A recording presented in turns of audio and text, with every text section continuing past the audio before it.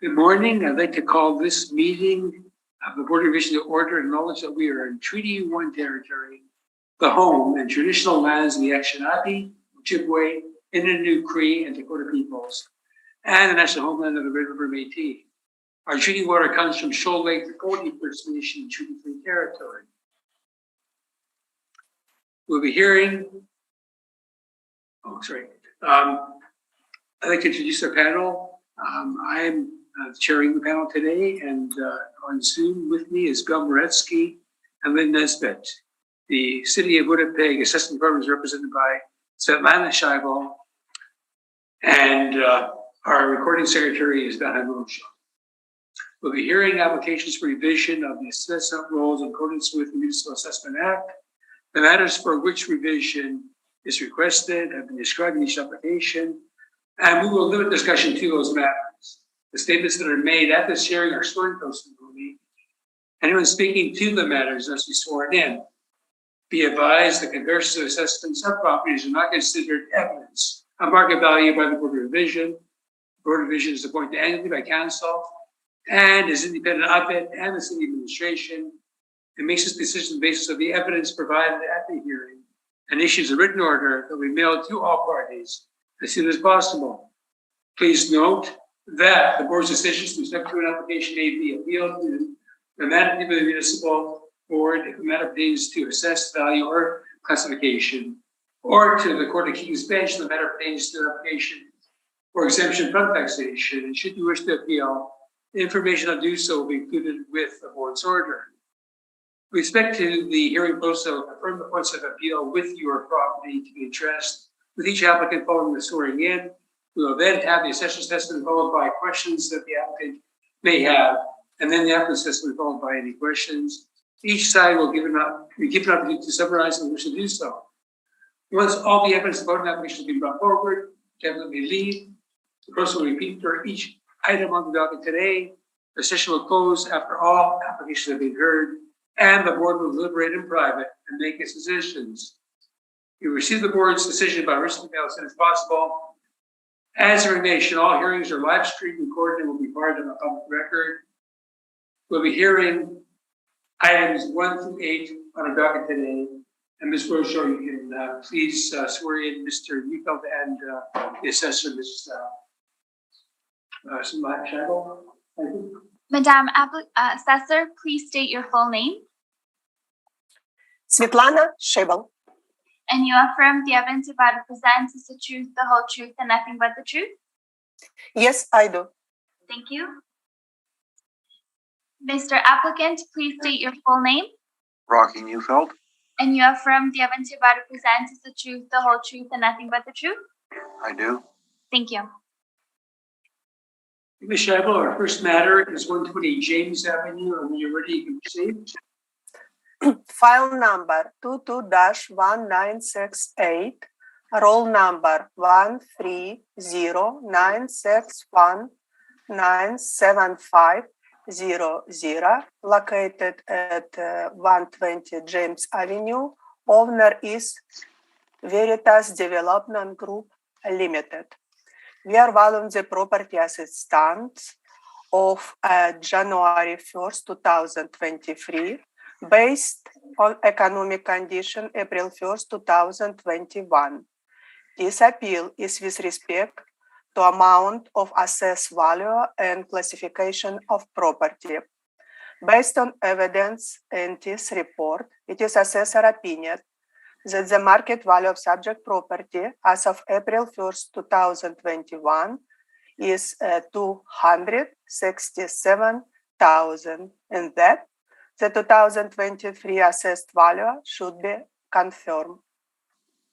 The subject property is a parking structure and parking lot. We have indoor parking 6, outdoor parking 7. It's located in commercial characters. On page number 2, I have presented air photo view of subject property.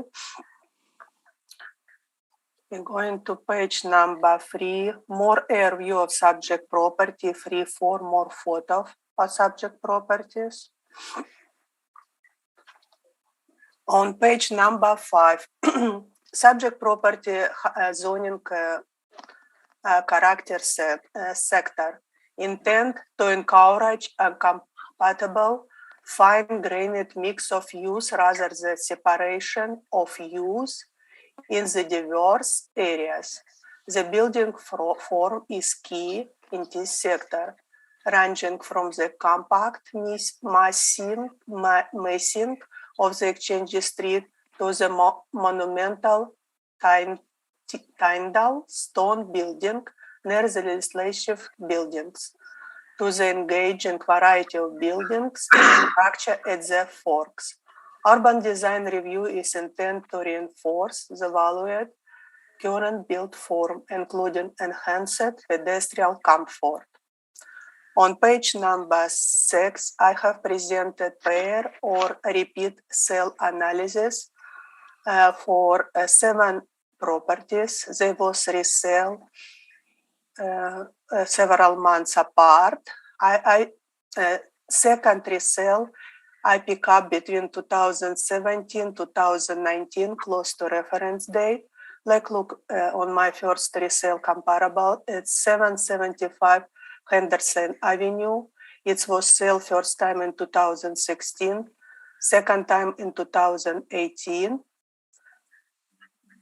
It was different in price for 4.62%. It was number of months between sale, 25 months. So percentage change per month, it's 1.75%. We look to another property, 921 St. Mary Road, commercial property, sale first time in 2016, 2017. It was 20 months apart. It was different, 3.17%. So if you take average of all 7 resale, change per month will be 1.78%, or media change per month 1.39%. So sale of land increase over the time on at least 1.39% per month. On page number 7, property subject same comparison. Subject property valuation summary.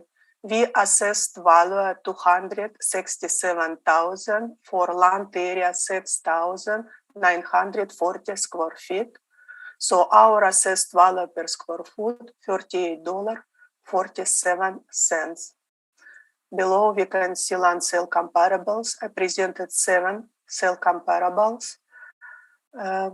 On Gary Street, Hargrave, Carlton, Hargrave, Pioneer, Carlton Street. It's very close to the subject property in downtown. And sale date between 2015 and 2020. December 2020 closest to the subject property reference date. Land area was between 6,000 square feet. It's a comparable 1, 4, and 5, close to the subject property. Comparable number 2, 18,000. Biggest comparables land on Hargrave, 70,000 square feet. So sale price per square foot showed mean of $169.50 and media $107.37. I would like to repeat that we assess only $38.47. Let's look on parking structure.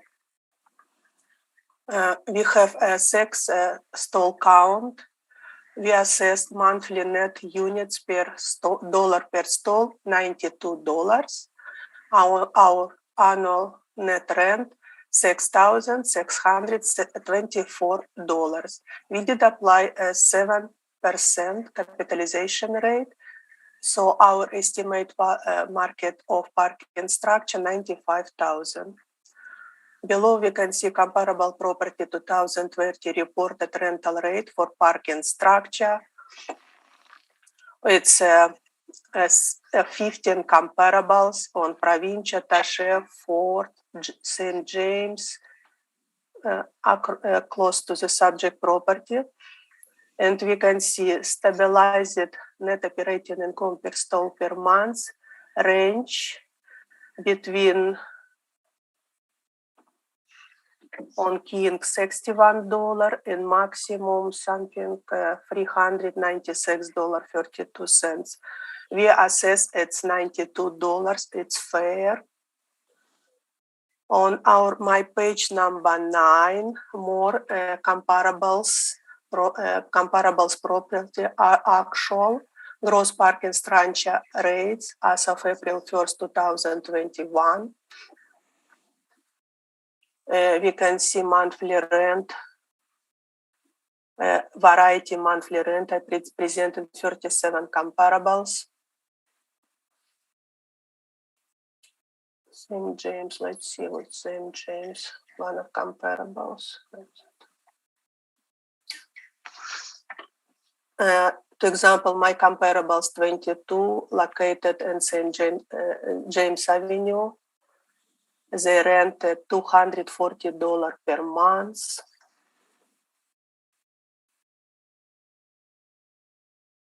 Another St. James. Okay, now we come into parking lot. On page number 10, we assess 7 parking lot and $92 per square foot per lot. Our annual net rent $7,728. So it's our net operating income $7,728. We apply capitalization rate 4.5. So our capitalized value $171,733.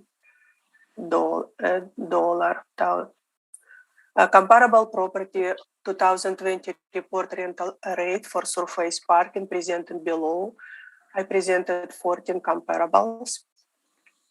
We can see minimum $92.78, average median $92.24. That's why I applied $92 per stall. On page number 11, income value summary. So our potential rent from parking structure, parking lot, $14,352. We apply average capitalization rate of 5.39%. Our capitalizing value rounded to $167,000. On page number 14, it's our property assessment notice for 2023-2020. On page 16, started income expense mailer provided to us. On page 18, it's a lease or sale condominium on 128 James Avenue. And if you looking at remarks public on middle of the page, it's really clear explain that people who buy this condo have to pay extra. Indoor coverage parking available for rent. Current owner pays $200 per month for indoor parking stall. Outdoor surface parking also available for $150 per month. So these people who buy condo, they have to rent separate outdoor or indoor parking.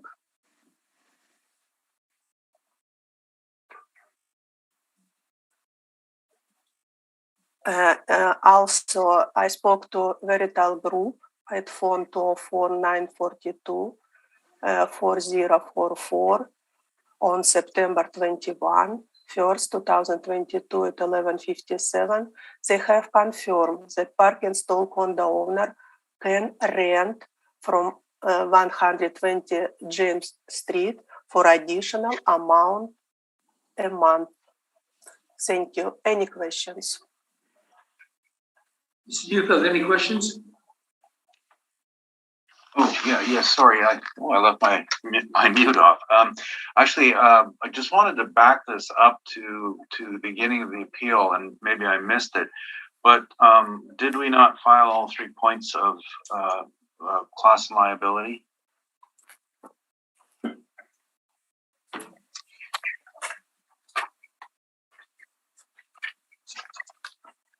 Yes, you did. Okay, thank you. I didn't hear the assessor address that, but I imagine the burden on that is with us on class and liability.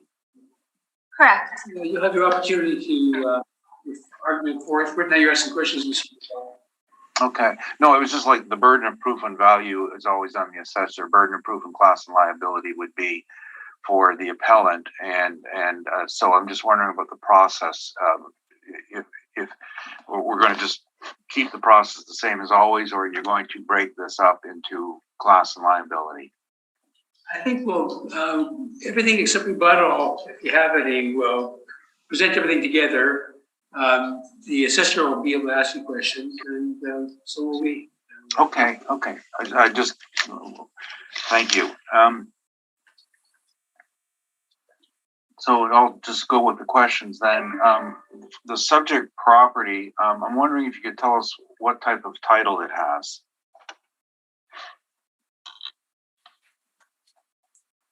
Let's open page number 1 of my brief. Parking structure.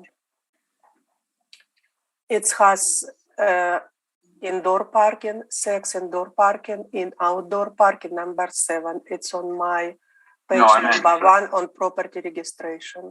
The type of land rights that are covered in the title, do you know what they are? Liability taxation. If you look in OS assessment information of middle of page number 1, it's classification 60, other property liability taxation. Sorry, that wasn't the question. So I'll lead a bit more. Are you aware that this is a condominium title, a strata title? It's title like it's a parking structure, a parking lot. They not belong to condominium. If you open page 18 of my brief, one of sale from condominium and my talk with veritable group who run this condominium, they mentioned that we have confirmed the parking stall condo owner can rent from 120 James Street for an additional amount a month. And we can see on middle of this page, they have to pay $200 for outdoor parking, indoor parking, and they can pay indoor, outdoor $150 per month. So it's two separate titles, two separate. Page 15. 18. On page 15 is the notice. You see that the legal description is phasing unit B, condominium number 806. Do you see that?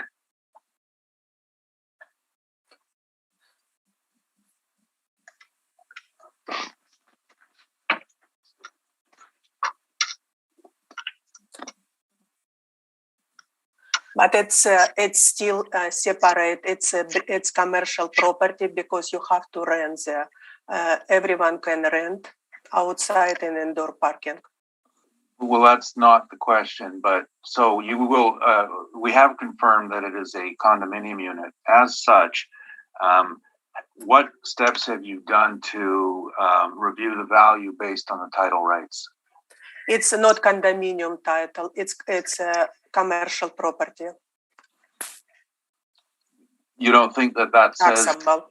Unit B, condominium number 806 means it's a condominium title? Mr. Dufeld, you can argue that, what we see from the document itself, it is a condominium title. Okay, I'll move on. Thank you. Hang on, I think that there's a separate title for the parking lot because it looks like it owns 62.5059% of the common elements. So I'm assuming parking lot and the structure on the same title. But we'll see. Go ahead. Well, it's a little different than that, but it is a strata title. Okay, so the question was there anything done in the modeling or by the assessor to deal with the different title rights? And the answer, can I just take it, is question was not answered. If there is no answer, that's fine. Just please state for the record. It's a commercial property, commercial zoning, two separate roll numbers. Condominium, it's 120, 128 James Avenue. We're talking for 120 James Avenue, subject property. It's a commercial property. In your valuation, did anyone at any point review the condominium registration to look at the restrictions on who could rent the space? That's why, if you look on page number 18, I have contact the owner, and they confirm that you can rent, but you have to pay separate. It's not belong condominium.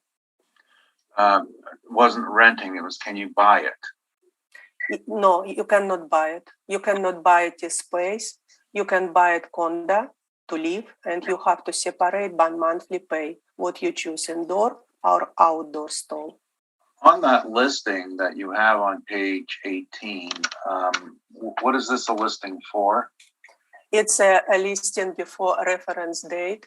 It was sale of units 3 or 4. Was sale in October 15, 2019. But we pay more attention to remarks about open to offer, indoor coverage parking available for rent. Is this a listing for a residential dwelling unit? Correct, on 128 James Avenue. And the specific point about parking lot, it's not belong to condominium. You have to rent by monthly. And in the remarks stated here, the owner was paying $200 a month for his indoor parking. No, yes, correct. Okay, and this owner is the owner, of condominium of the residential unit. Is that correct? Correct. Okay. If you buy it condo, you have to be ready to pay extra money for parking. Your stall count, the outdoor stall, and I'm looking at your picture on pictures, plural, on page 4. Can you just tell us where these 7 stalls are outside?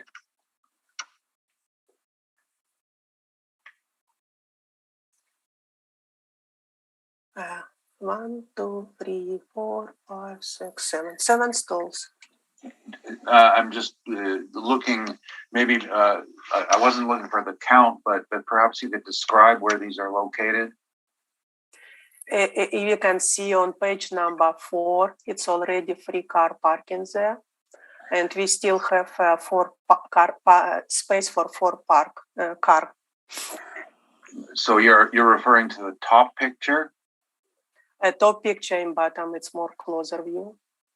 And there are 3 cars parked there, and you say that there's 4 stalls to the right, and I'm counting 3 signs. I'm wondering where you see the 4th. Because you 7 car can park close to stairs, metallic stairs. Have you been out to look at this site? Yes. And did you physically count the parking stalls at the site? Correct. And so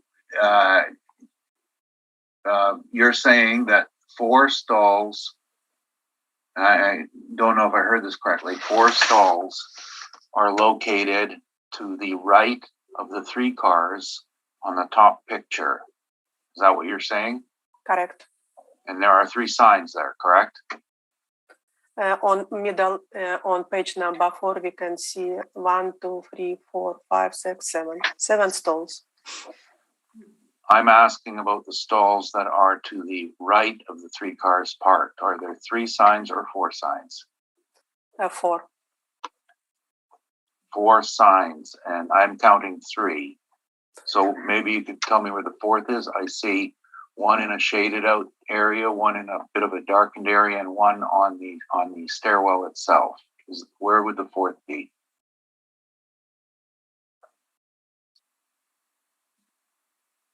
It's 7 parking stall, period.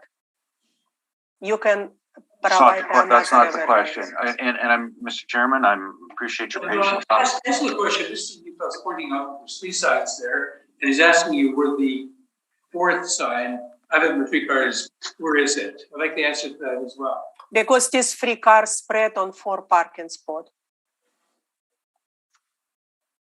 But you can fill 7 parking there along this wall. So does that mean there are not 4 stalls to the right of those 3 cars? It means that we have 7 outside parking lot, period. Now, Mr. Chairman, I appreciate your patience in this matter. This came up 3 years ago on a miscount, and I just want to make sure we get this clarified as to what the assessor's position is. Excuse me, Mr. Nicola, the assessor says there's 7 spots there. I can see 3 of them. And you asked the question what the 4th one is, and I don't know if we have an answer for it. Okay, all right. That's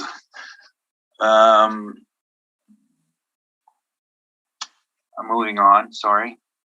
Do any of your comparables are any of your comparables, whether by sales or rents, under a condominium title? It's not condominium title, period. It's a commercial property. In all my comparables started on page 8, commercial property. On page 7, I just took a land value, and we assessed just land value without any parking structure, $38.47, less als media for my comparables, $100 per square foot. So it's very fair assessment for this property. I believe we're probably talking about something else here, and I'll imagine that I'll have to discuss this later. I don't think that that's the question, but I don't think I'll get a different answer. Is this a property held under more than one title?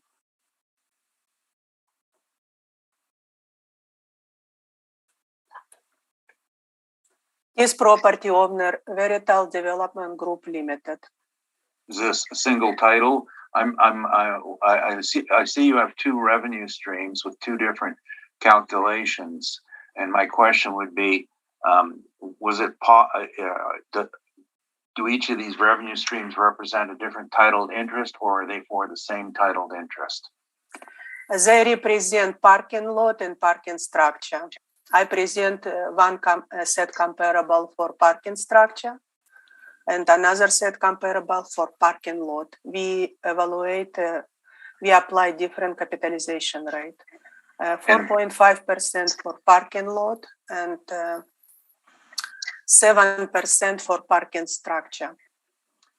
And to your knowledge, are these properties under the same title, which is referenced on page 15?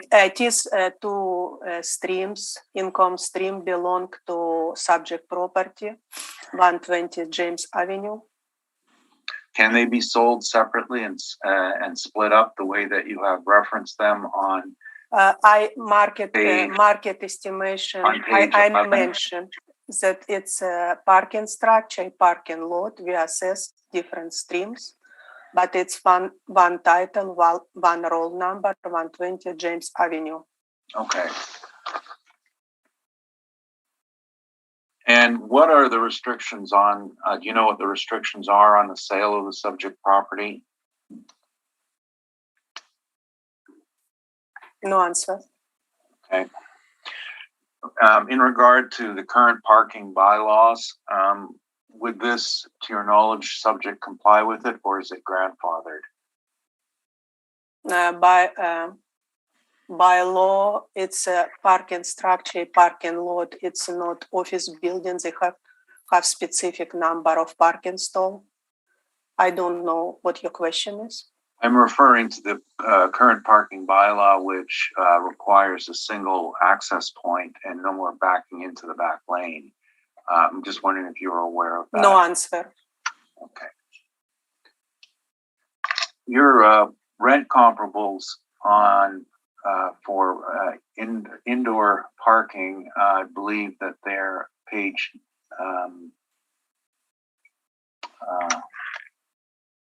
8. Correct. Are these, and 9, are these heated? We can see on page number 8, we have index, roll number, address, number of stall, and we specifically Okay. have column heated, unheated. Okay, so where, I sorry, and my apologies, I missed that. Okay.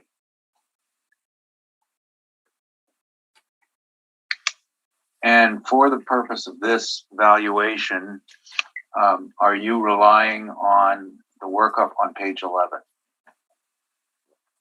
Page 11, let's see what's there. It's our summary, both stream together. Well, I'm sorry, you presented some information on this direct comparison approach. Okay, stream 1, it's a I understand that. parking structure. Stream That's 2 not the in question. parking lot. That's not the question. The question was, you presented some information on sales. I saw no estimate of value based on that. But I saw their inclusion.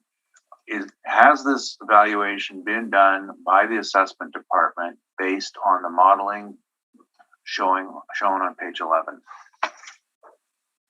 Evaluation done, start on page 8. Number 7, it just reasonability check. It showed that this parking, this land around 7,000 square feet, we assess only less than $40 per square foot. If all land in close to the subject property should be at least $100 per square foot. But our evaluation goes by income on page 8, 9, 10, and 11. Okay, thank you for that clarification.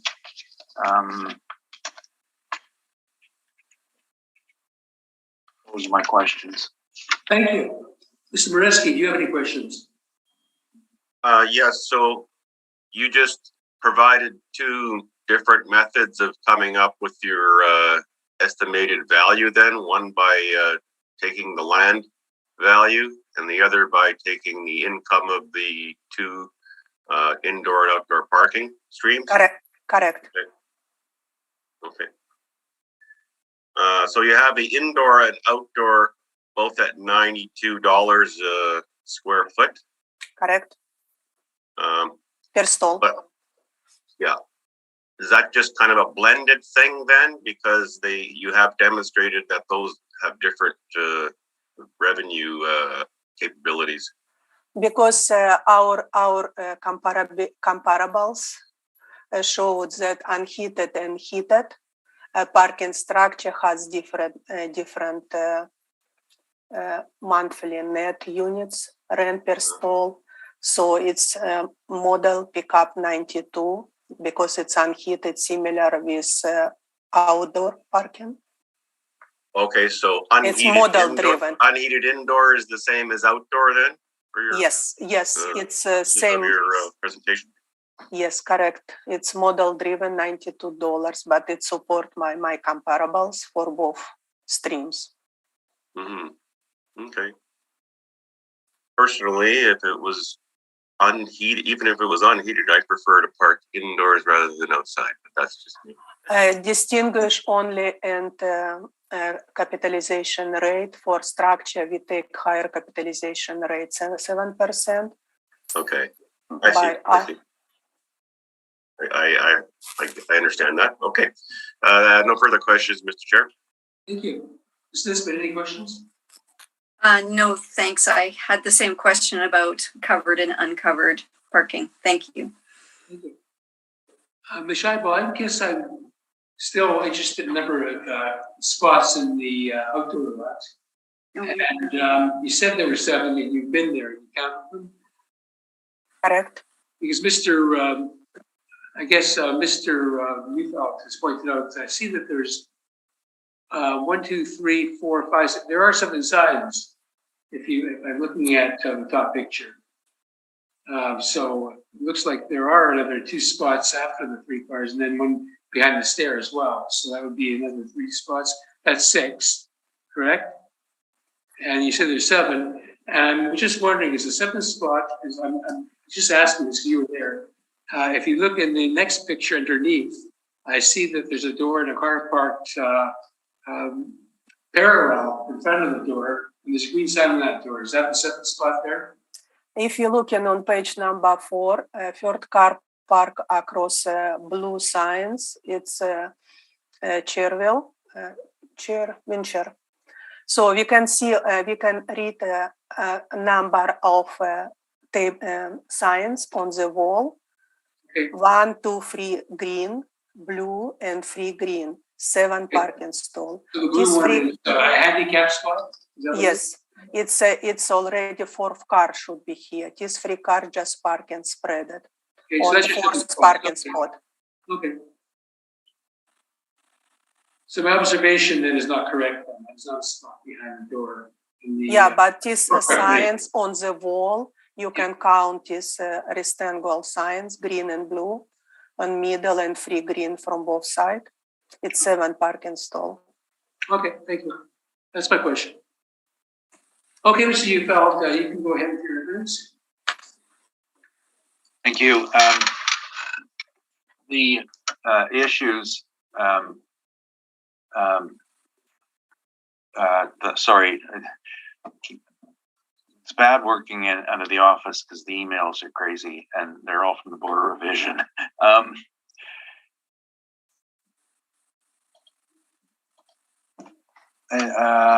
I'm sorry. The issues here are 3. Firstly, it's the number of stalls. Second, it's the capitalization rate, and thirdly, it's the classification. So, in the first matter being the number of parking stalls, there are 13 labeled stalls, but only 12 earning income. And on the picture, the one I was showing you was addressing with the assessor. The point to consider there was that there were 7 stalls originally, but the garbage can took up the one closest to the building. And on my page 2, there's a different angle of that same situation. So it's taken the 7th stall away to service garbage.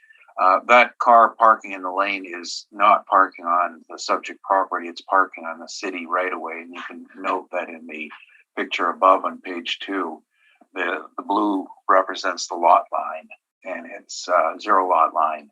So that car is free for the Winnipeg Parking Authority to ticket as they please. It's illegally parked. So outside there are only 6 income producing stalls. The garbage, they had hoped to put the garbage can in the lane to have 7, but that's not allowed. That's an encroachment. So that's what they had reduced to the 6 stalls on the outside. And if we're doing it on the income approach, then that's all you can generate. You can't charge somebody for a lot that is used to service the operation. The title is a condominium title, and it's a very interesting title. The people who did this are in the business, engineers and architects, and the concept here was they had this building, 120 James and 128 James, and they put a 3-phase condominium title on it in the beginning, and one of the phases includes air rights. The reason they did that is the 80% rule. They wanted it established that they were going to be phasing at a future date, and they did not want to go to the current owners to get approval for an alteration of the condominium usage. So they registered it in the beginning, and as a result, this particular lot enjoys 60, I forgot the number here, the title has it. This particular lot owns 62% of the voting rights for the entire project, condominium 80, 6. And that is their method of ensuring that their future air rights get preserved. The intention is to put 4 to 5 stories on top of 128 James when market conditions dictate. This particular owner also controls the building at 120 James, which is the ground floor. So he controls an additional amount, which gives him the 80% voting rights. And that's how this was created. But aside from that, the parking, going to the issue of who uses it, and you can see from the assessor's listing, and we've included the same listing, is that these are used by the residential users. And there's currently an application sitting before the assessment department to reclassify, which was filed in, excuse me, I think 2021. And we're just waiting for their response on it. And there's also an open appeal on class on this property that came as a result of the 2020 tax appeal. There's no appeal on quantum. It's all on class it's been classed as other. The error in the count and backtracking is a historical problem. In 2020, the assessor decided that that parking lot in the back lane was part of the subject property and wanted it included in the valuation. And rather comical set of events that the city was trying to assess their own property. But that's the history. We are dealing with 6 indoor, 6 outdoor stalls. And as to capitalization, the parking lots, we have one sample of a capitalization rate in here, and I'm just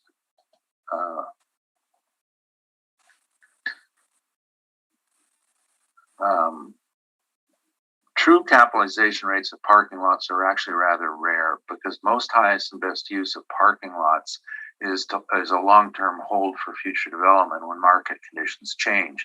And when they transact on the basis of that potential, not on the potential of what they're earning for parking. So there was one that we had found over the years. I'm sorry, it's not in a brief, so I can't discuss that. There's no such thing as a split cap rate on a property. It's the risk is the same. You can't say one is less risky, one is more risky. You'll add them up and average them. That's inappropriate. It would be sold as a combined property, and the purchaser would be getting 12 parking stalls encumbered by rights of the property of the condominium owners to rent those stalls. And on our brief, I'm sorry, I was looking at the wrong one. Pages 3 to 6 are listings of different properties, and show these are all residential sales, and they show that when they come up for sale, the parking is part of their usage, whether they're renting it or they have the right to it in their purchase. It's residential usage, and the count is 13 total stalls, 1 for garbage, 3 for commercial, and 9 for the residential users. And the garbage would be considered primarily a residential usage. So it's 10/13 residential usage. Pages 7 are the pictures of the inside of the parking structure, and it's also used for storage. And the residential users get to store items in there. There's lockers in there. Page 8 has an example that's bicycles, ping pong tables, not commercial, that one particular user has stored in a portion of it. Page 12 shows the outside of the building, and the shorter building on the left is 120 James, and then 128 is the attached property, which is 3 stories that they want to put put height on. I think it was 120, James, is going to have the height put on it. Oh, sorry, I did have the cap rate sale, page 13. This is really the only cap rate sale we've found in the last couple of years for a property that had very limited potential for development. And because we knew both vendor and purchaser, we knew that it was purchased just for parking, and that capped at 7.5% in 2014, which establishes the highest and best use of this particular sale was parking, and it is fair to use it as a comparable. So our calculation, and I haven't looked at these numbers, I don't think we have a major disagreement with the city assessor in terms of the value generated. We're not going to be concerned about that. Our concerns are only 12 stalls.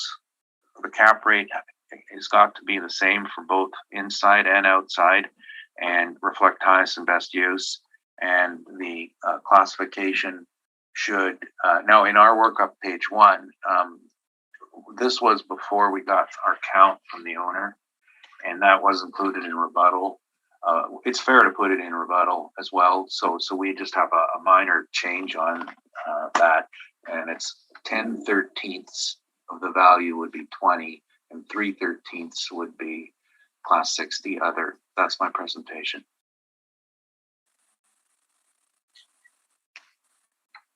Yeah, thank you. Any questions, Michael? Yes, please open page 13 of agent brief.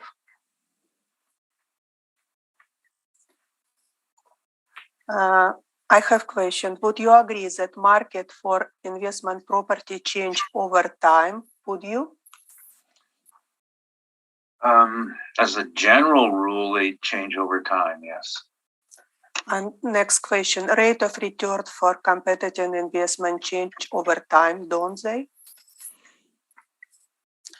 I would say that's probably a questionable statement. I think that what we've seen for investment properties hasn't been so much a change in rates as a change in the revenue that they're looking to quantify into value. It's just appears that, especially during COVID, it was more of a forward-looking, like what could happen in 2024 rather than what is happening in 21. So that's not a change in rate, that's a change in vision, perspective. So your parking on 116 Smith was sold in 2014. It is sold 7 years before reference date, don't it? Yes, that's correct. So it is not provide a good indication of appropriate capitalization rate of April 1st, 2021, correct? No, I think it's fair because in 2014, there was no motivation to develop the site, and there's still no motivation in 2021. So the market pressures between buyers and sellers were still all the same. When you see heightened or more aggressive cap rates, they're not cap rates; they're a sale price that reflects imminent development. So the answer to your question is no. I don't think you should see a major difference on a parking lot only. You mentioned that the owner planned to build a 2-floor on top of parking structure, correct? Yes, I'm just trying to remember. The last time I looked at his plan was a few years ago, but they had intended on putting in new framing and going upwards. Okay, it will be condominium also, yeah? Yes, it will. So when it will happen, our title for this 120 James Avenue will be tax change only then. When it happens, what will happen is under the phasing agreement, they are then able to reallocate the 60% common elements to the other units. So they have already been assigned the number of units. I think it's something like 24 units, and they already have a future phasing. It's all been registered at titles. So when that happens, the subject will retain its title, but it will lose its share of common elements, and those will then be reallocated to the 24 new units, as well as some remaining with the subject. So in our case, when they will start this construction, from day of construction in 2 years, or when constructed finish before, classification will be changed. It's our rules. I have another questions. Let's talk about parkings. This parking, people who own condo can rent this parking. They cannot buy it, correct? At the current time, I think it's a deal by deal basis. I think most of it is rented, though. So it's rented, it's commercial property, correct? No, it's rented to residential users. It's the same concept as a parking lot. If the parking lot is rented to apartment dwellers, it's residential. And we've been through this, for example, 36 Navy and 303 Assiniboine, very, very similar case where the city agreed with us there is that the people who rented this are apartment dwellers. Therefore, it must be classed as residential. But they cannot buy this property. It's not belong to condo owner, correct? Well, you can buy a share of the title if it's so registered, and I think that the phasing of it was registered to allow maximum flexibility. So I think it's a consideration down the road once they go ahead with their development and decide how many. I think there's a parking level included, so that will all change later. You don't provide any evidence to support your statement, correct? That's not correct. This has all been provided to the city assessor in the last few years, full copies of the phasing agreement, as well as the stall usage. As part of our application for class change, it's all been provided. If you don't have it, I think you probably have to look within your department.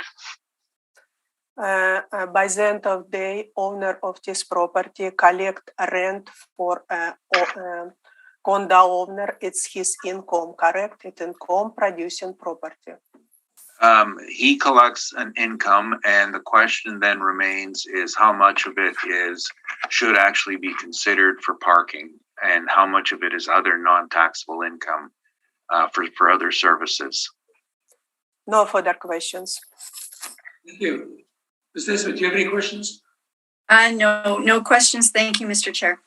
Thank you. Mr. Boretsky, do you have any questions? Yes, just out of curiosity, the condo, the actual residence condo, is that behind the parking structure, Mr. Neufeld, as far as you're aware? Yes, the residences are all in the 3-story structure, the top 2 and 3 floors. The first floor is occupied by the engineer's office, and he also occupies a portion of the north side of 120 James, the red building. And in that area, there's some service areas, but that's covered under a different condominium title, under the 128 James condominium title. So this particular title we're dealing with only concerns the building, a section of the building at the rear where the doors are, and I'm looking on my page 2, as well as the land outside. Mm-hmm. Okay. And this parkade is just, it's accessible from that condo into the parkade without going outside. That's correct, and you can also tell by the elevations, the parking inside is at grade, whereas the front part of the building, which is used by the engineer's business, is at dock level. It's raised. So your appeal is based on two aspects: the income and the classification. Would that be correct? That's correct. And as I stated earlier, like the calculation of income in this case is there's nothing we're really objecting to with the assessor's overall income. It's just capitalization that is a concern, and then it's the allocation. Okay. And you not considering land value in your deal? Well, it's not. It's encumbered, and what I was asking the assessor earlier about the title rights. The Manitoba Assessment Act doesn't say fee simple or imagine as though unencumbered. It simply says the market value from a willing seller to a willing buyer. So this land has been tied up by a strata title. We have to take that into account. There are no strata land sales in Winnipeg that I know of, and there's nothing to compare it to because the primary adjustment in any sale are property rights. Now, sorry, I should take that back. There are land strata sales. The two auto malls have sold on that basis, their land, and that's about it. So to suggest that it's comparable to the land next door ignores the title rights. And in the other consideration is that every time we come to the assessor and talk about we have an irregular piece of land, they always revert to stall count. And that's nothing I can do about that to change it. It seems to be that's where case law is going, where boards are deciding. If that is the premise of value, which is an income based on the stall counts, then that you live and die by it. This is a poorly configured site, poorly configured land, encumbered by title problems and an existing building and restrictions. No further questions, Mr. Chair. Sorry, long answer to a short question. So, Mr. Neufeld, you've been in the property, obviously? Several times, yes. And you've counted the spots outside? I'm sorry? You counted the surface spots in the stalls? Surface of the stalls, it's a cracked asphalt. Well, that's you counted the number of stalls outside? Oh, yes. I've been outside numerous times. And you're confirming that there's only 6 and not 7? That is correct. There are 7. That's enough. Your evidence says there's 6 stalls and not 7, right? That's it. There are 6 parking stalls. I don't want further questions. That's fine. Okay, thank you. We'll consider this one and get back to you. There was just some rebuttal that I was just going to briefly go over, and you've heard most of it. Okay. And I've just filed it this morning. First of all, and it's marked rebuttal. It's just some pictures. And the first one is a bit clearer picture of what the assessor had provided. Yeah, sorry, Mr. Neufeld, I just need to distribute it to the panel. Oh, okay. Okay,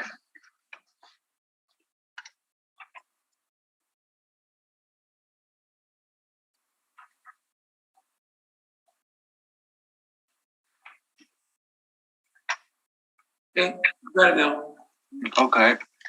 It's just first of all, some clearer pictures. The top picture is the same picture the assessor had, showing 3 cars, the space blocked on the left side by the garbage can, and of course you can't. The garbage can has to be out so the truck can pick it up. 3 more stalls. There are 6. Overhead view shows the same thing with the garbage can blocking that end. And the blue line is a clear picture of the assessor's picture that shows where the lot lines are and the illegally parked car in front of the garage door. The next picture is from the city survey, just to show a little more clear. And you can see the overlay of 128 and 120 James. Then there's a letter from the owner, Veritas. I think that means truth from the Latin, and confirming that they have 13 physical stalls, and 12 are obviously in use, 3 to business, 10 residential. So that's the split to look at. And lastly, there's an article published recently on the Appraisal Journal about parking in regard to the income approach. And further down, I've just outlined the concerns on the application of the income approach, especially as they relate to a property like this. And it's outlined in the red boxes that the downfall of the income approach, especially on a property like this, is how do you know how much money is going to the real estate and how much is going for something else? This is a development, a condominium development, where the revenue generated doesn't mean it's revenue for parking. And you heard already that there's storage space in there, residential storage space, and there's other things. So that was just the point I was making. Thank you. That's all I wanted to say. Can I ask questions? Go ahead. Do you have any questions on that, Ms. Scheibel? You can ask questions in the rebuttal. On page number 3 on your rebuttal, owner state 13 stall, like in our assessment records, correct? No, there are 13 physical stalls. Physical stalls, yes. 12. 6 and 7, 13 together. No questions. 12 are generating income. One has a garbage. 15 stalls, 3 are rented to businesses, and 10 are available for residential stalls. But So I think you're confirming here the city's evidence. yes, this evidence 13 stall, like our record showed. No Well, further questions. The answer is that the garbage stall is allocated to the residential users. It doesn't say that it's rented to residential users. It says it's a residential stall, which is residential use for garbage, which is predominantly residential. I don't know if I agree with that, Mr. Newfeld. Well, I think I can do a bit of a doggy for this. the pictures clearly demonstrate 6 outside can be rented. So I can't have an imaginary rent on the garbage stall. Well, as I said, this letter, I think, isn't to your case. I think I agree with Ms. Scheibel. Anyway, I was going to ask the same question. Okay, and so I didn't give you breakdowns, or is the board satisfied with the ratio I've provided as to our request for the allocation between residential and commercial?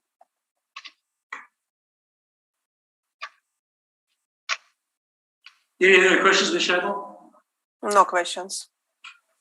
Mr. Bransky, do you have any questions? No questions. Ms. Nesbitt, do you have any questions? No questions. And the question I was going to ask you was asked by Ms. Scheibel, so I have no further questions. Thank you. And again, I'm not trying to get too argumentative or drag this on You further. can use if you want to. No, I just wanted to know if the board was satisfied with what we presented as far as a ratio for residential to commercial in our request, or would they want hard numbers? That's something we'll have to discuss ourselves after when we deliberate. I mean, I can't give the answer because I got to talk to my members, and we'll make that determination when we make a decision. Okay, well, it's 23% to 77%. Whichever way you go.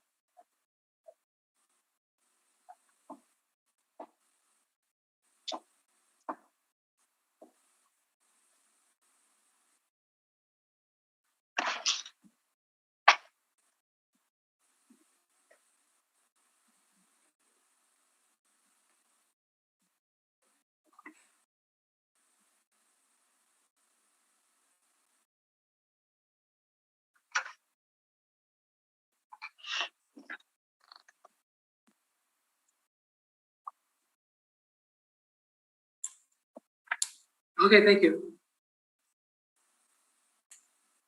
Okay, so we'll next go on then with 131 Smith Street.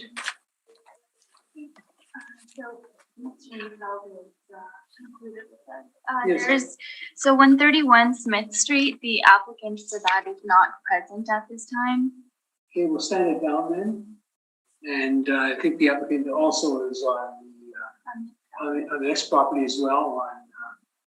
So we'll, Mr. Yeah, Marcella, come forward and we'll go on with your matters. We'll stand. We'll sit down.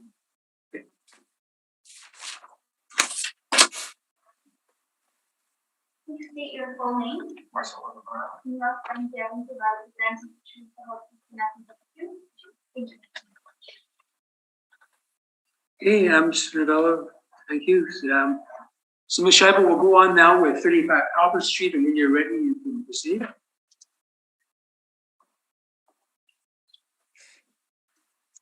File number 22-2564. Roll number 1306001100, located at 335 Albert Street, owner 6841768, Manitoba Limited. We are valuing the subject property as a stand of January 1st, 2003, based on the economic condition April 1st, 2021. This appeal is with respect to the amount of the assessed value only. Based on the evidence in this report, it is assessor opinion that the market value of subject property as of April 1st, 2021 is $16,181,000, in that the 2023 assessed value should be confirmed. Subject property, its parking structure located on 170 Exchange District. We have indoor parking, 823 indoor parking. Sale history was in 2002-2005. Sale price $1. We don't take into account. Subject property leases on page number 2. We can see a Crown for grants lease units P100 for $15 per square foot, size 2015. Units P101, it's a concourse of physiotherapy lease from 2016 for $8.47. It's parking per square foot, and office $36.71. We have few vacant units. We have P200 telex communications, rent storage for $27 per square foot. In global TV units P102, rent for $15 per square foot. On same page number 2, we have subject site. It's irregular shape. On page 3, 4, more air view of subject property.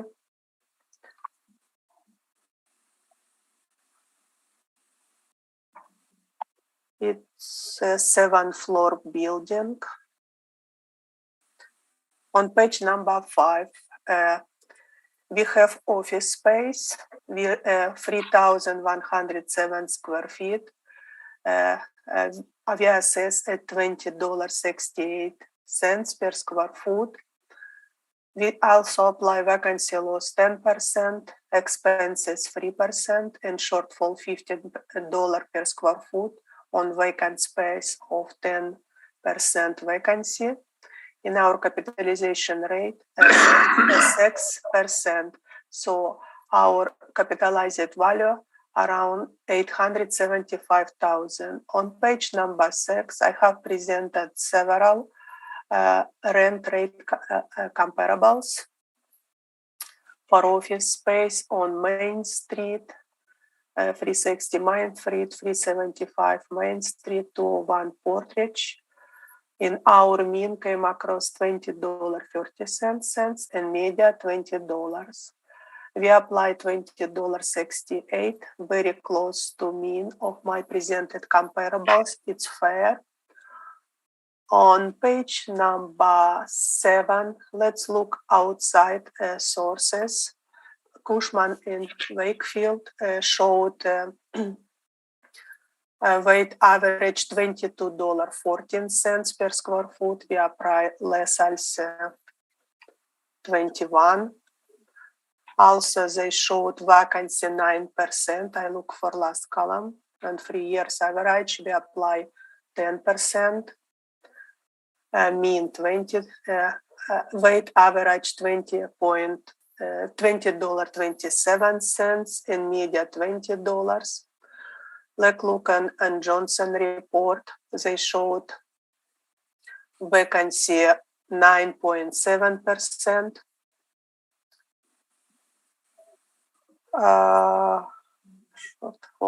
Shortfall $17.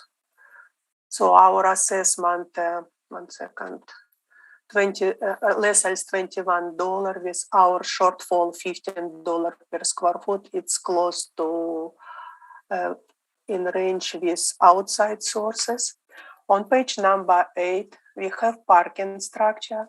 Now we have 284 stall heated. We applied $170 monthly net units per stall. And we have unheated 539 stalls, $104. And our net operating income for 823 stalls together, $1,071,000 roughly. We did apply 7% parking structure capitalization rate. Our estimate value over 15 million. On same page number 8, I have presented comparable property 2020 reported rental rate for parking structure. We can see closer that heated rent for example, first comparables rent for $145 or per month, unheated $104 per month. Yeah, I have 15 comparables to look into to support our $117 heated and $104 unheated space. On page 9, I presented more comparable properties with actual gross parking structure rate on April 1st, 2021. And we still have heated, unheated. If unheated, unheated together on Lombard, the monthly rent between $225 to $325 per month. Our summary of estimation on page number 10. So our office space give us $875,000. Parking structure given estimate market $15,306,000. So our estimation of $16,181,000. On page number 13 and 14, I presented a property assessment notice. If in 2023, we assessed just over 16 million. In 2020, it was much higher, over 19 million. On page 15 started income expense mail provided to us.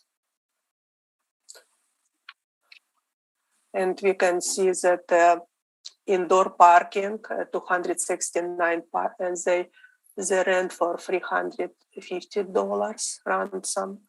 And outdoor for 543 stalls for $240. More income expense mailer. Income based on page number 19, it's income expenses statement. On page number 20, our leases I provide on my page number 2 when we can read more close easily. On page 21, subject property actual rate on April 1st, 2021. Its name as impact to one Portridge, lot 104. We can see rate, different rates here. And also, it's too small, 1 second. On next page, we can see that they pay ransom. It's very difficult to see. All it was posted in internet how much they rent. On page number 3 more closer. Okay, I can see better here. We have ransom $175 a rooftop, or $225 24/7. We have $219. We have underground $382 per square foot per stall, and underground $365. So we did assess 117 and 104 per stall. It's fair in our assessed value of 16,181,000 fair and should be confirmed. Thank you. Any questions? Thank you. Yes, Mr. Rivera, if you have any questions, you can ask them now. Yes. Your parking calculation on page 8, that is 100% model driven. You have not adjusted those rates at all? Yes, it's model driven, but it's supported by my comparables. Okay, how do your comparables support this? Let's look at 35 Albert Street in your chart, which has a stabilized net operating per stall per month of $69.90. And your monthly net per stall is 108. Can you explain? It's model driven, and monthly rent you can see for Albert $240. It's unheated and $350 heated, and we assess only 117 heated and 104 unheated. It's fair. Okay, but let's just say that, would you agree that the stabilized rate that is calculated in your chart is not what you went with? You went with the model. We on this chart, it's reported to us, but model make fair for similar properties. Okay. Now, by similar properties, you mean other parking structures. Now, would other parking structures be an accurate reflection of the market, or would they be more specific?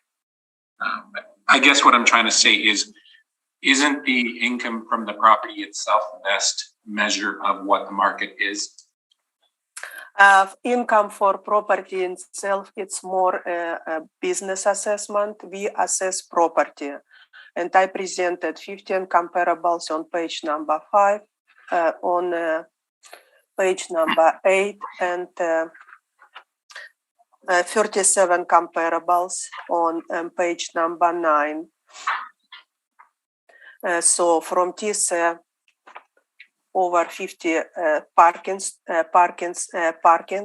structure, heated, unheated, our average on 117 and $104 per stall, it's fair. Mm-hmm. But there's no relation to 35 Albert, correct? We assess in range, but our comparable shows that we're in middle of this range. Okay. It's mass appraising, not size specific. That is my questions. Thank you. Ms. Nisbet, do you have any questions? I do. Ms. Schabel, you indicated that these rates that you applied were model rates. Model correct? driven, correct. Okay, so that one unheated is 104. A previous property that we discussed, you used $92 as a model rate for unheated. Could you explain why this rate you're using now is higher? Because it's depend of location and count of stalls. Can you expand on that, please? Uh, What about the location and what about the stalls? Because model pick a different rate for different location. Because I presented 15 and 37 comparables, but model analyze more comparables. And let's look specific. We assess $117 heated, but they reported $140 per stall. They collected and $350 heated. Can you show me where you're? Can you show me where you're? It's my comparables number 10 on page number 8. Thank you. Okay. It's site specific because it's not monthly. It's monthly net units rent per stall. It's already include expense ratio inside. That's why it's different between 240, 350. So what is the expense ratio that's built into your model? Comparable number 10 showed 61% expense ratio. It's range between 36 to 65 maximum on my 15 comparables. Yes. And what does your model use? My model use 117 and 1.4. It's already net What income. does your model, yeah. What Net does your model operating use? income together. Net operating income together, it's already built inside expense ratio. That's why it's lower than posted. Your model must apply a certain percentage of expense ratio to show the net number. What is the expense ratio? I don't know. Okay. You Okay, can thank count you. back. Thank you. Thank you. Ms. Moretsky, do you have any questions? No, I do not. And I don't either. So go ahead, Mr. Michel. I'm sorry, Mr. Navarro. That's fine. So we're looking at 35 Albert Street, and this is the parkade that services 201 Portage Avenue. It's in the Exchange District, and I believe many of you probably know this property. It's a multi-level parkade. It's been around since the early 1990s. I'm just going to skip over the intended use of the report. I believe I've gone over this a few times already. And I believe many of you have already heard this. Intended user on page 3. The scope of the work with parkades, parking lots. I've been doing them for quite a while, so I get out to all of them. So in this situation, I've been to all of these parkades. On page 6, you can see the picture of bird's eye view of the parkade and the overhead. And I said this is the parkade that services 201 Portage Avenue, and it's a 7-story parking structure with some what you would call retail or office space as well, and we've accounted for that. In this case, I'll actually state that we've actually agreed to that portion of the assessor's valuation of the office space, so we don't really need to get into that side of it. Highest and best use is believed to be the continued use as a parking structure. And in terms of the analysis, what we are looking at is the physical condition of the structure as of 2023, but the economic details of April 1, 2021. So we don't need to go into the cost approach and other approaches. The approach that we're using is the income approach, just like the assessor. So I'll just make some distinctions between what we do or what we try and do in the valuation of parking structure versus what the assessor does. And the first thing that I'll say is that parking rents all parking rents, it doesn't matter if they're surface or parkade, are gross. There is no such thing as a net parking rent. We net those out. And the city does that by modeling it, but we try and make the effort of actually seeing what the gross is and then netting that out based on the income and expenses when we have that information available to us. So in this situation, what we've done is actually looked at 3 years of income and expenses. We've summarized it in a table here, and we've come up with the net operating income. Now, obviously, you go through 3 years, 2020, 2019, and 2018. We all know what happened in 2020. And there was a severe dip in income. And that has continued to an extent going forward. We don't need to talk about now, but even up to the reference date of April 1, 2021, parking incomes in general had fallen significantly. So why we looked at 3 years is basically to try and understand how we can stabilize this property, looking at the performance of the property over a 3-year period. And what we've done in this case, as I mentioned, is we take the income, we look at the expenses, we look at the expense ratio, and then we get a net operating income from that. And then we stabilize it. So you can see from 2018 that the income was substantially higher than in 2020. The expense ratio was about 49.73. That came to a net operating income of $1,905,530, or roughly $102 per stall. Now, the incomes fluctuate in parkades from year to year, and that can be as a result of renovations that are going on. Parking stalls can be taken out of circulation, put back in. So the incomes generally fluctuate from year to year. For 2019, the income was $2,288,793. That is gross. We applied a 47.73% expense ratio. That is not what we, by application, I mean that we actually went through the expenses and calculated out a 47.73% expense ratio, giving us a net operating income of $1,196,457, or roughly $121 per stall. And 2020 is where we see the dip. The income goes down to $1,764,182.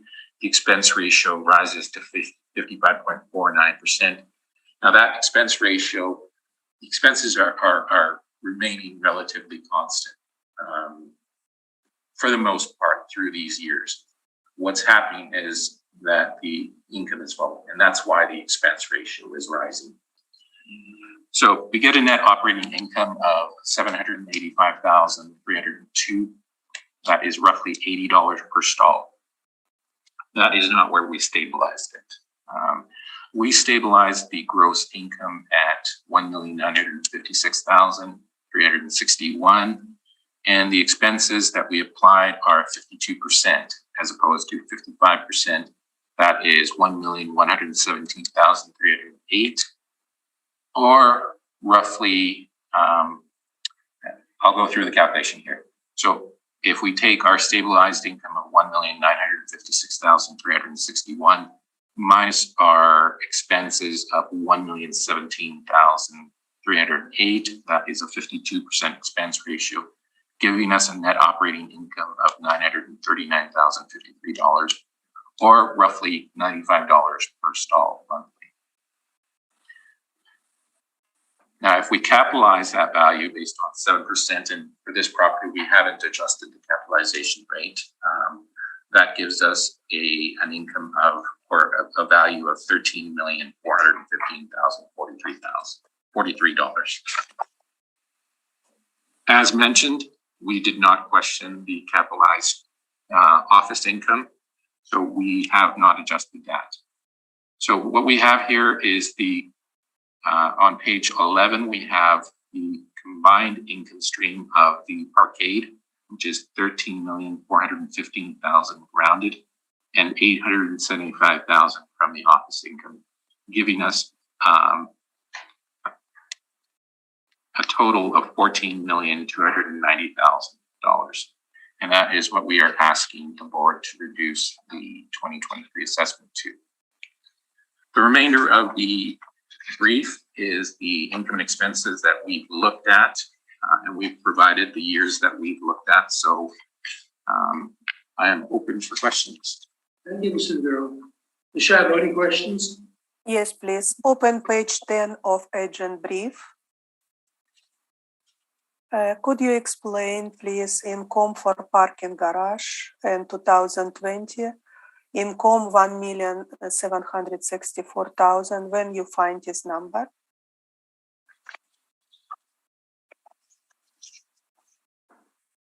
Expense 979,000. How you estimate this number? So we provided the 2020, 2021, 2019 and 2018 income and expenses in our appendix. Okay. The number is actually taken directly from the line items that you see in the income and expense mailers. So actually for 2020, the expense, the parking revenue general is actually 1,764,182. Okay, it's line 318-80-000, correct? I see it. Okay. Correct. What about expense?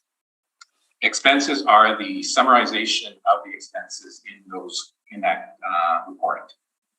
So what I do is go line by line and factor out any expenses that shouldn't be in there and then total them up.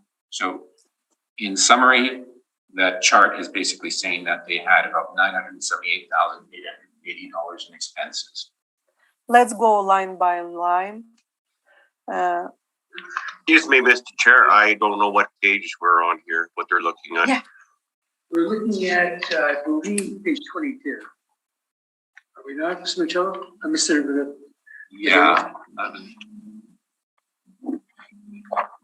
What page, sorry? We're looking at page 22, but I read Mr. Navarro. I'm just going to quickly realize that I didn't number the appendix, so I'm just going to quickly tell you exactly what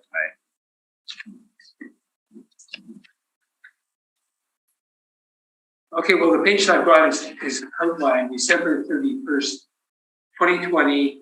It starts off with base revenue of minus 452 and a minus 50970.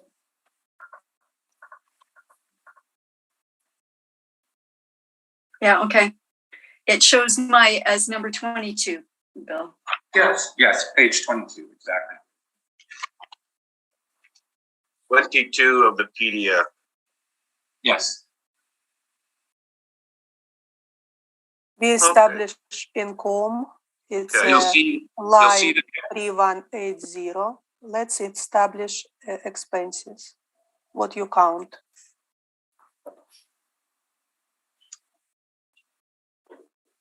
Okay, for expenses.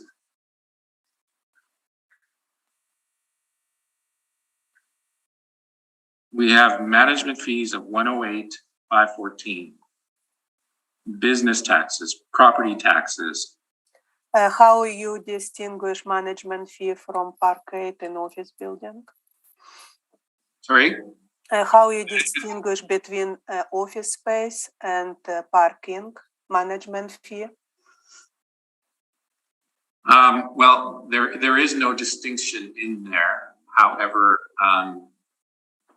in terms of the low value of the office areas, I think that's probably a very negligible amount.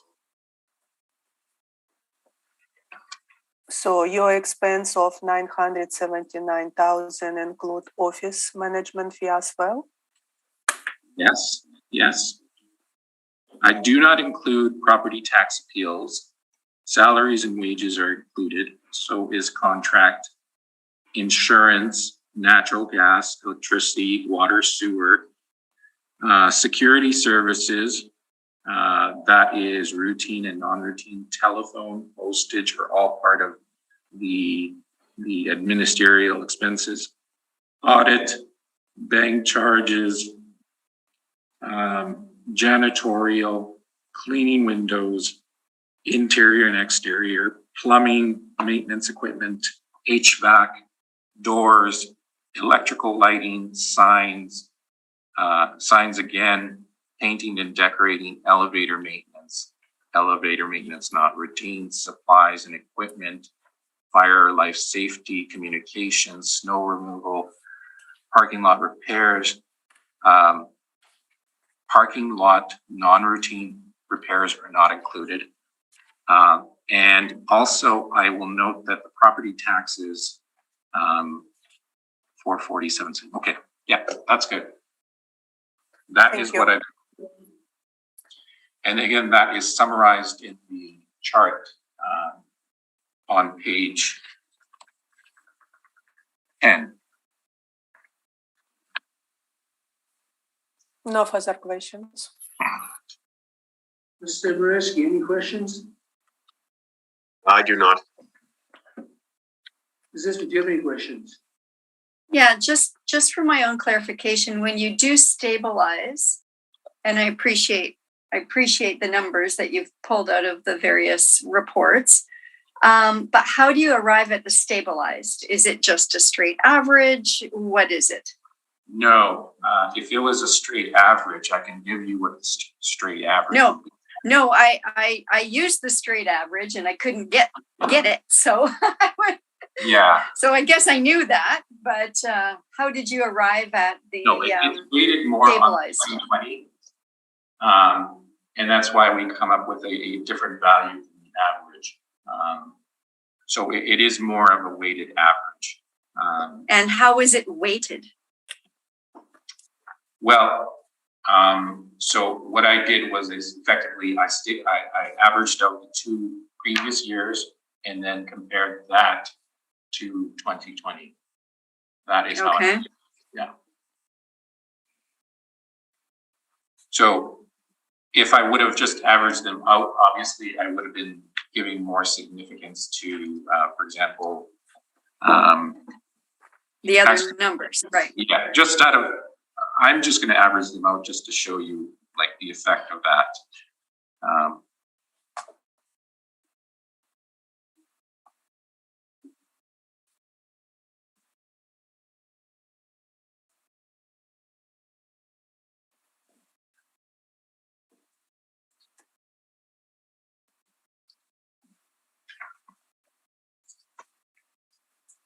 So if I would have averaged them out, I would have come out with a value of net operating income of $997,096. And that is roughly $100, $101 per stall. Mm-hmm. But the point of weighting it is that we have to recognize, the drop in income. And that is why I weighted more of the 2020 income than I did of the previous years. It's not a large difference. It's only about $5 per square foot, but again, it's still significantly lower than what the assessor's model rate is. And with this approach, again, we are looking at the actual expenses and rationalizing them and stabilizing them. And that is actually how the property is performing. That is the best indication of the market value of this property. I mean, the assessor really couldn't even answer how they net out the income. Is it 45%? Is it 50%? Is it 40%? I don't know. And she doesn't know. What I can tell you about this approach is that at least we know what we're doing. No further questions, Mr. Chair. Just based on what Mrs. Smith just asked you. Okay, I guess my first question is, I know that because of COVID, parking revenues downtown decreased. Okay, I think that we're all aware of that. We all know that. Okay, and that's why your performance in 2020 wasn't as good as it was in 2019 and 2018. Well, 2020, I mean, you can see the net operating income. If we had just looked at 2020. Just look at your chart, I can see that. Yeah. You're showing So my question is though, that, and you did stabilize, although you concentrated more in 2020, Absolutely. but we are coming out of COVID. Are you saying that a purchaser coming into it now would reflect on what it did in the past before COVID more so? Well, hold on there. Yeah. If we are coming out of COVID, it's certainly not being shown in the reporting that we're getting. Why don't we didn't show us 2021? We only go up to April 2021. But beyond that, and we're not supposed to be talking about this, but We're not supposed to be, but if you'd like to have that no, conversation. but basically we're looking at what a purchaser would only pay for it, Right. and I'm saying that they would have the pass available. They would have the pass Okay. available, they would have the future available, and that's where the uncertainty is. Because Okay. those rates just haven't been covered. Okay, And one last point that I'll make about this is that these the parking income is incredibly related to office income. So if there are systemic changes in how, office, how the office market behaves down the road based on this hybrid model of working, it's going to affect parking. The Okay. two go hand in hand. okay. Yeah. I'm gonna now take you back to your base 24. Okay, and you were indicating the things that you included. Yeah. And one of them you said was bank charges. And I'm just wondering, what bank charges are they? And you heard that, I'm looking at it, I see it's $51,705 for bank charges per year. Is that So- interest? No. Because it seems like it's a lot of money to pay to manage a banking account. Yeah, well, they are charged an amount for every person that uses a credit card when you pay through one of your stalls, right? And I believe we just heard about it today that there was a court case involving, I guess the issue of credit card charges and then being able to offset them by charging them to the payer, which is us. But prior to this, they're not able to do that. That's an actual expense for them. They have to pay these credit card charges. Okay, so you're saying that includes credit card charges? Yes, absolutely, absolutely. Yeah, I just want to verify, Yeah. Anytime that you pay at their bank, at their machine. No, I understand. Yeah. Okay, that was something that really stood out to me. Okay, thank you. Did you want to take a 5-minute break? Well, we will, because we're gonna let Mr. Newman. Yes, I go figured. forward. I didn't want to take up too much time. So we'll stand the rest of your minute, John, Mr. Navarro, and Yeah. Mr. Newman take his too. Okay, Okay? that sounds good. And, we'll put it on. Okay?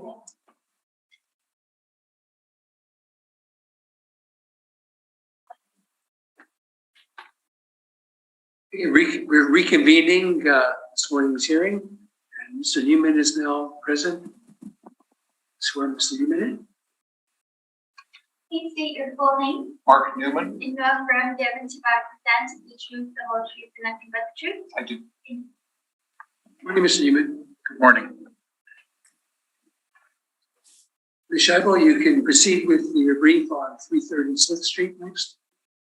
File number 22-2909, roll number 12093-256100, located on 131 Smith Street. Owner is Union Center Income. Sorry, we're in the same property? Uh, I think we're not. 131 Smith Street, correct? I'm sorry, 131, I'm sorry, I got the wrong one. It's me. Okay, I'm sorry. There's two Yeah. Smiths obviously here, and I went the wrong one. Which IM number is that? I see, okay, I'm sorry. IM 2? I was wrong. I'm on the right page now, Ms. Scheibel. We are on item 2. Yes. Item 2, yes, correct. Can I proceed? You can proceed, please, and I apologize for interrupting you. We are availing the property as a stand of January 1st, 2023, based on economic condition April 1st, 2021. This appeal is with respect to the amount of the assessed value only. Based on evidence in this report, in this assessor opinion, that the market value of subject property as April 1st, 2021 is $3,086,000. In that, the 2023 assessed value should be confirmed. On page number 1, property description, it's a parking structure with 225 indoor parking, neighborhood 161 South Portridge. On page number 2, I presented subject property air photos. First, we have rectangle shape of size of 25,051 square feet. On page number 3, 4, more air photo subject property. It's a two-level parking structure. On page number 5, subject property marking and com. We assess parking structure 225 stalls at $80 net units rent per stall. So our net operating income to 216,000. We apply capitalization rate of 7%. Our capitalized value of $3,086,000. On page 5 and 6, following more comparable property, 2020 reported rental rate of parking structure. We can see 15 comparables. And our subject property, index 14, 131 Smith Street, it's unheated parking structure. Expense Russia 59, monthly they pay $150 per month, or casual $12. On page number 6, more parking structure 37 comparables. On page 10, I posted 2023 property assessment notices over 3 million. In 2020, it was 3.5 million. On page 12, start income expenses mailer provided to us. And on page 12, you can see 225 stalls, they monthly $150 per stall. On 13-14 continuing expenses, on page 17, subject property actual rent as April 1st, 2021. It was posted prior to reference date. It's a parking lot 242. And we can see that they hourly $2.50, daily $12 maximum, evening, weekend $6 maximum. So our assessed value at $3,086,000, it's fair and should be confirmed. Thank you. Any questions? Mr. Newman, any questions? Yes. Page 1 of your brief describes this as being indoor parking. Just so we are clear, this is not heated parking, is it? If you open page number 5 of my income stream, it's parked unheated. Right.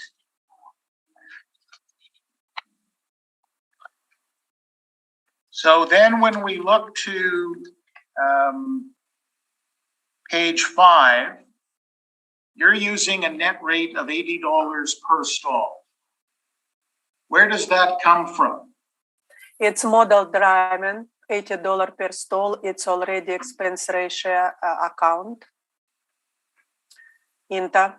So our 216,000 at net operating income. Because if you see line 14 of my evidence on page 5, this parking unheated use 59% reported expense ratio, they pay $150 per month. And we assess $80. It's because it's net units rent monthly per stall.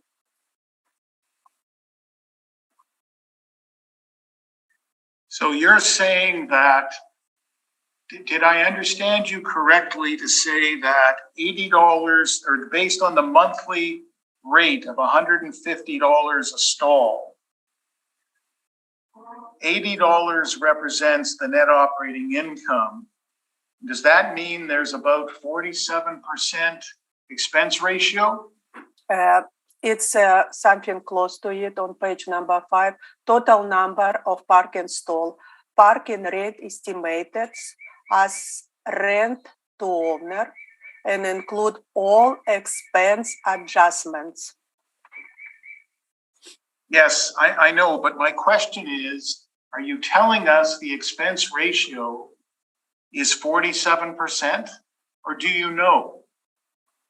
If count from what reported to us, yes, it's less than 50%. Okay, so let's look at page 12 of your brief.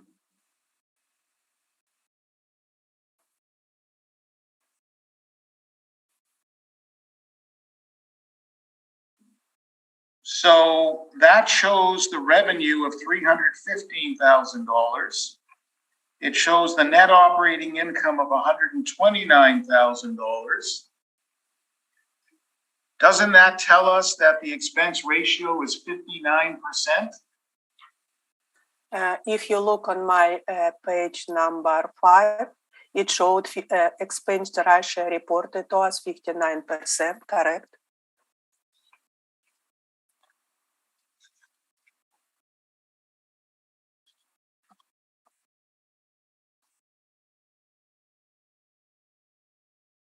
Right.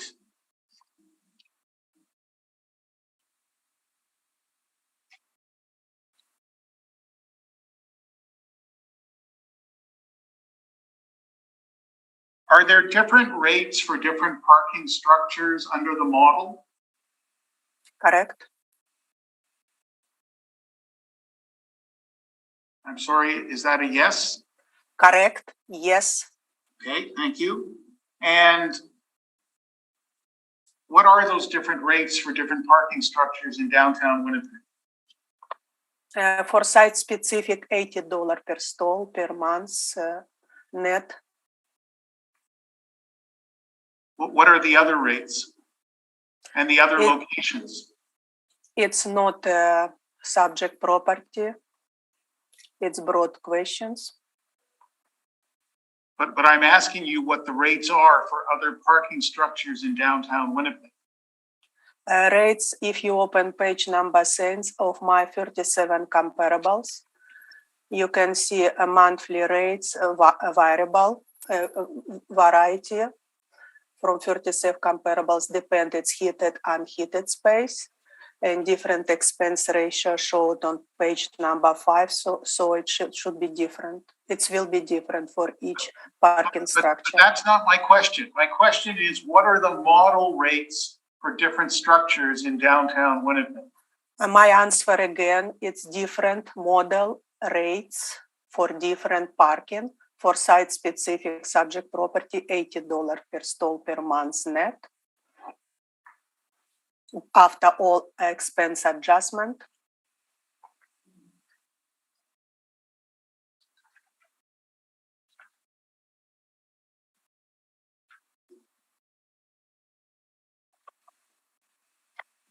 Those are my questions. Thank you. Thank you. Mr. Risky, do you have any questions? Yes. So, just getting to page, back to page 5. So, we're looking at 131 Smith Street. So the 2020 reported rental rates for parking structures is 150, Mhm. and it's stabilized NOI at 47.99. Reported to us, correct, for specific 2020 reported years, So you're at $80. correct? And so, Because reported rent rates affected by COVID isolation. That's why I posted on page number 10, 2023 report. We estimate 3,086,000, much less than the 2020 property assessment, 3.47 million. I'm sorry, well, on page 10, what did you do? On page 10, I showed that our property assessment for 2023, 3.086 million. Yes. And 2020 was 3.471 million. Because COVID showed in our estimation assessment value. And what reported to us, it's really affected by businesses, but value of property going a little bit down, what showed us property assessment notice. But to be fair,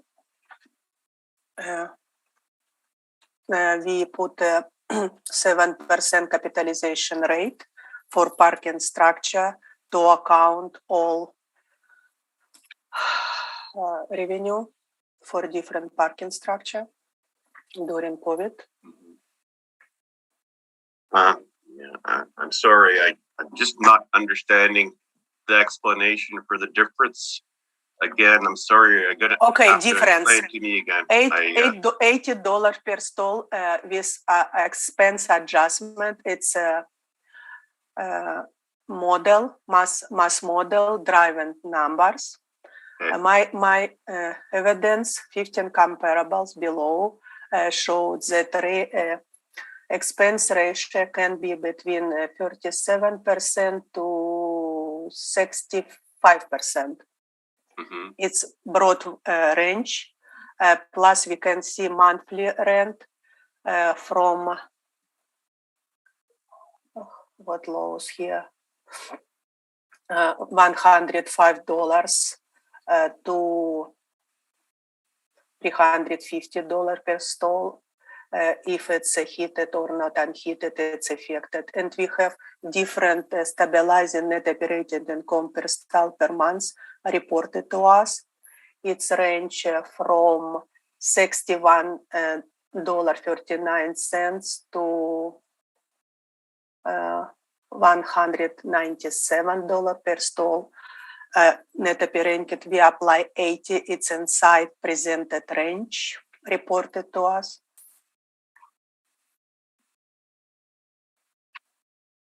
Okay, but the actual is quite a bit less that's reported for that parkade. Do you agree with that?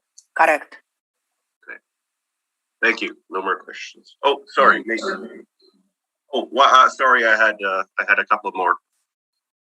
On the page 1, it says 3 buildings for this. I only see 1 building. It's one building because it was built in stage. It's our inside records. Okay. We see a 2-story building with vault heights from 10 to 12 feet. Feet. Sorry, you're tailing off. I didn't hear the last thing you said. Okay, it's a number of building. It's number 3 different type of building because it's part of records how it was built in stages. Uh-huh. Okay. But it's one building. Okay. And then in the construction class there, it says construction class metal frame and walls. Would you agree that that's clearly an error? Because it's not, but it's not metal. It's a metal frame and wall we put for each parking structure. It's what available in our program, evaluation program for us. close to subject cost. But you have different construction for the other items we looked at. You've had concrete before. It was built in 1990. It's a different structure. Oh, well, that's. I'm asking why it says metal frame and walls when it's clearly concrete, and you've used concrete in your other items that we've looked at. So I don't understand. Oh, good why. question. I will look into, but we don't assess by cost. We assess by income. I understand. I just want to. Good question, because you're right. I'm clear. I'm just trying to ask questions about what's on your presentation. That's all. But you have it Thank there you. for a reason, so I'm going to ask questions about it. Okay, thank you very much. That's all the questions I have. Ms. Nisbet, any questions?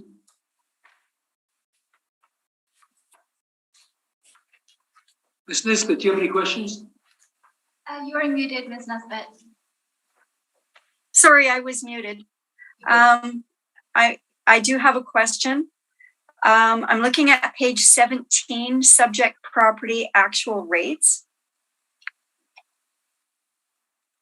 It refers to 115 Smith Street, not 131 Smith Street. Is this the same property or is it a different property? 1 second, I will look into. Sometimes they different number, but 115. 1 second. Yes, it's different property. You're right.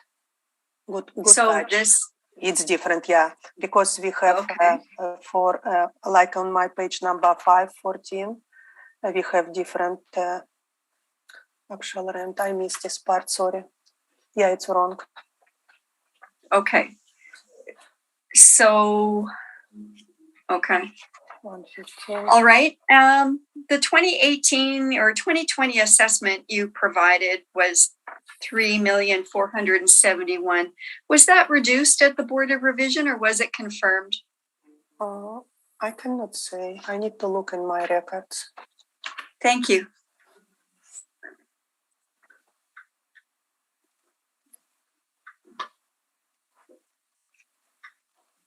So be with me.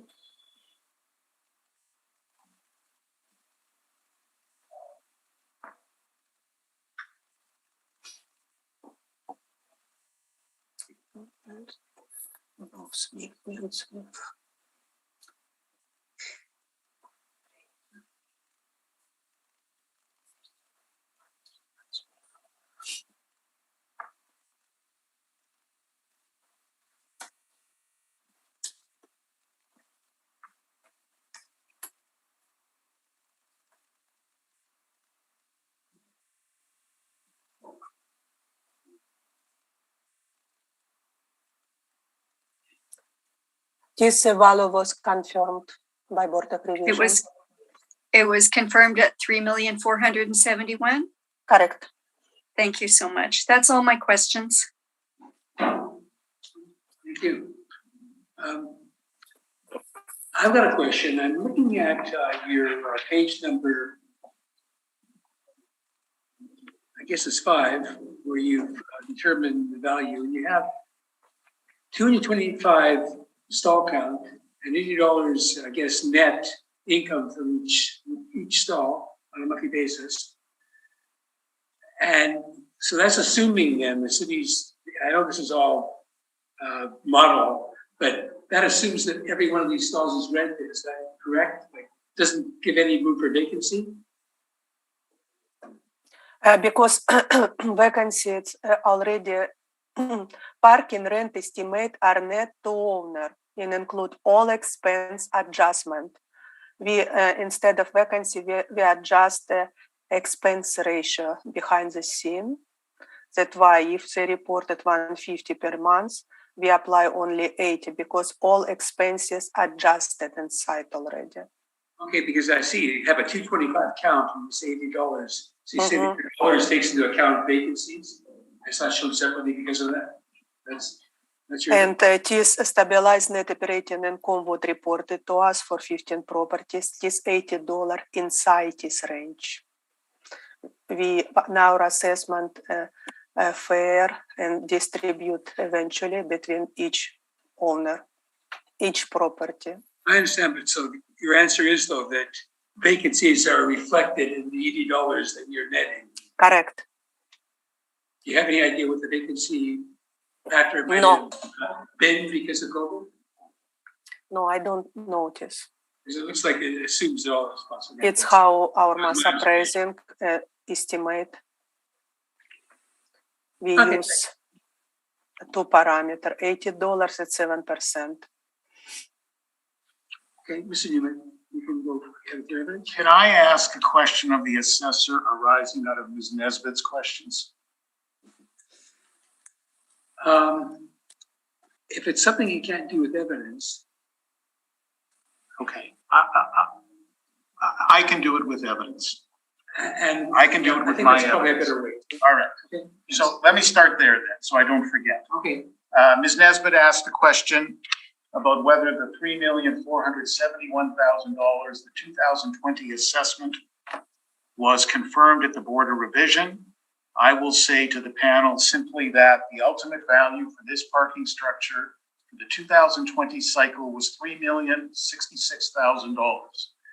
It was not $3,471,000. The point I want to make, because I think the point the assessor was trying to make by putting that into her material, I think she wanted to show that there was a decrease with the proposed 2023 assessment of $3,086,000 compared to the 2020 assessment of $3,471,000. In fact, if that's what was being intended to be shown, that's not correct, because 2020 was resolved ultimately at $3,066,000. Now, let me make an observation, and I'm now, look at the cover of my brief. And you might look at that picture and you might say, what is that picture? That's not 131 Smith. And you're right, it's not. If those of us who are in the room could look out the window and we could see a big gravel lot. That's where the Civic Parkade used to be. Why have I put it there? Because parking structures have a significant risk problem from a construction and maintenance perspective. And I'll talk more about that, but that's why I put that photo on the cover. So I start off page 2 of my brief. The heading is parking demand. If we didn't have cars, we wouldn't need parking lots.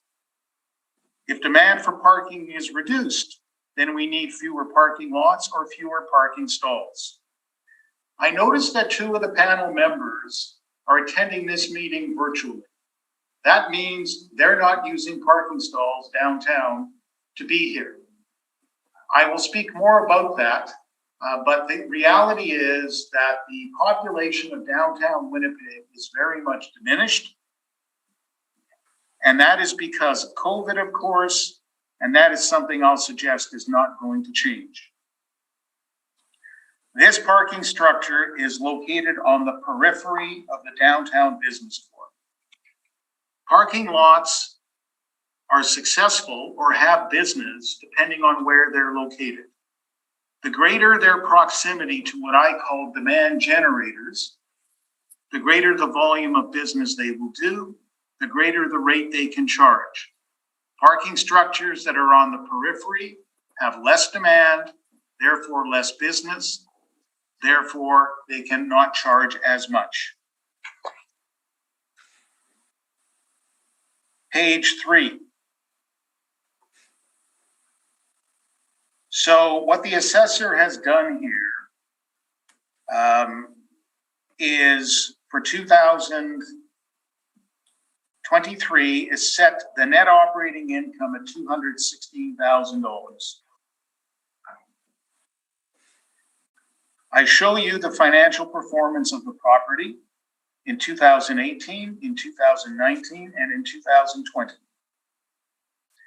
We can see that revenue dropped by 28% between 19 and 20, down by $123,000. But the net operating income was only reduced by 11.11%. We will look at the questionnaire but the actual net operating income is $129,566. That represents a 41% ratio of net operating income. And as the assessor's brief at page 5 notes, the expense ratio on this property is 59%. And yet somehow, and therefore the net operating income per stall per month would not be $80 as the assessor is using, but would be $47.99. That's the assessor's brief on page 5. So, and I don't want to jump you around by forcing you to go from page to page. So I'm going to tell you the story, and then I'm going to show you the attachments that reflect the story. The assessor has a parking manual. I'm going to show you the mapping relating to that parking manual. This site historically had a rate of $90 net per stall. Mr. Diamond, you asked a very important question. Where's the vacancy? Because I don't know where the vacancy is, and I don't know where COVID vacancy is being taken into account, and that's a very big concern. Remote work. Reality is, remote has become our reality. As I said earlier, 2 of the panel members are attending remotely. Downtown Winnipeg Biz. It's an organization that is concerned with the well-being of downtown Winnipeg. I'm going to show you a report that is attached in which they express the concern that people have stopped coming downtown. At March of 2021, of the 70,000 people who worked in downtown Winnipeg before the pandemic, only 20% in March of 21 had reported back to work full-time. Page 5 of my brief. Parking statistics show a 50% decrease in on-street parking demand. This is the Winnipeg Parking Authority. Transit ridership was down 60%. 82% of storefront businesses reported a drop in revenue. Workers do not want to come to work downtown. And even those who do only want to work on a limited basis. This changes forever, or for the foreseeable future, certainly, the dynamic of parking lots and how that business works. So what do we do? How do we adjust the parking revenues? As I told you, in 2018, revenues were $430,000. In 2019, they were $438,000. That's an average of $434,000. In 2020, they dropped to $315,000. So that's a drop of 28% from the 2019 revenues.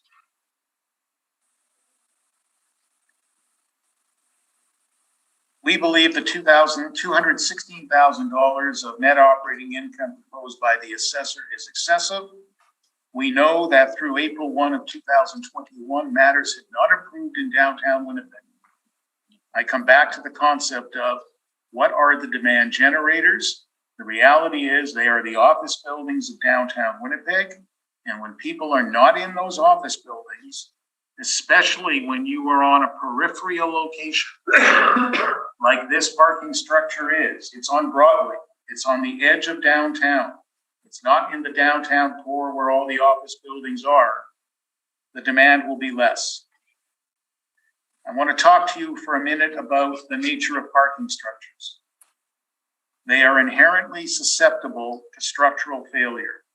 I showed you the photo of the City of Winnipeg Civic Parkade. It was closed for many years and now it's gone. Why? Because we live in a climate where we have a freeze-thaw cycle. Moisture gets into parking lots, it gets into the concrete, and it attacks the structural steel, the rebar that is found within the concrete. When the steel rusts, it expands. And when it expands, it causes the concrete to delaminate, is the technical term. In plain English, it falls apart. And when it falls apart, What you have to do is you have to go in, you have to jackhammer it out, you have to replace the structural steel, you have to put the new concrete in, and then you have to put a waterproof membrane on top. The problem with waterproof membranes is they wear out as people drive over them, especially in the drive aisles and on the ramps. And so that leads to a continuous need to repair, replace, and maintain parking structures, very different than other types of properties. This property has had significant engineering and construction work done on it. The questionnaire, which I'll show you in a moment, speaks to $249,000 having been spent to complete stairwells in 2020. There's an engineering report attached to this brief. I will show it to you in a few moments. It identifies $198,000 of work to be done, of which $123,000 is identified as being required within the next 5 years. On to page 7. So what do we do with net operating income? The assessor uses $216,000. That won't take into account the future ongoing repair costs. So how do we deal with the net operating income? Let me jump ahead for a moment to some past decisions of the board. So there have been prior decisions of the board where in relation to various parking lots, cap rates have been set at 8.75% in 2016 when the assessor wanted 7.5, at 295 Gary, 223 James at 8%, 180 King at 8%, all for 2016. The assessor wants a 7% capitalization rate. There's no transactional evidence to support that. Parking lots bring significant risk. They brought significant risk to begin with. That risk is now simply increased because of COVID. Page 8 of my brief, the risk factors. When a tenant signs a lease for an office, you have security of tenure. You have a tenant committed for the term of the lease. Parkers don't sign leases for parking stalls. They come and go. There's no security of tenancy. There's no long-term leases. And of course, we saw that happen because as people fled downtown Winnipeg because of COVID, they fled the parking structures as well.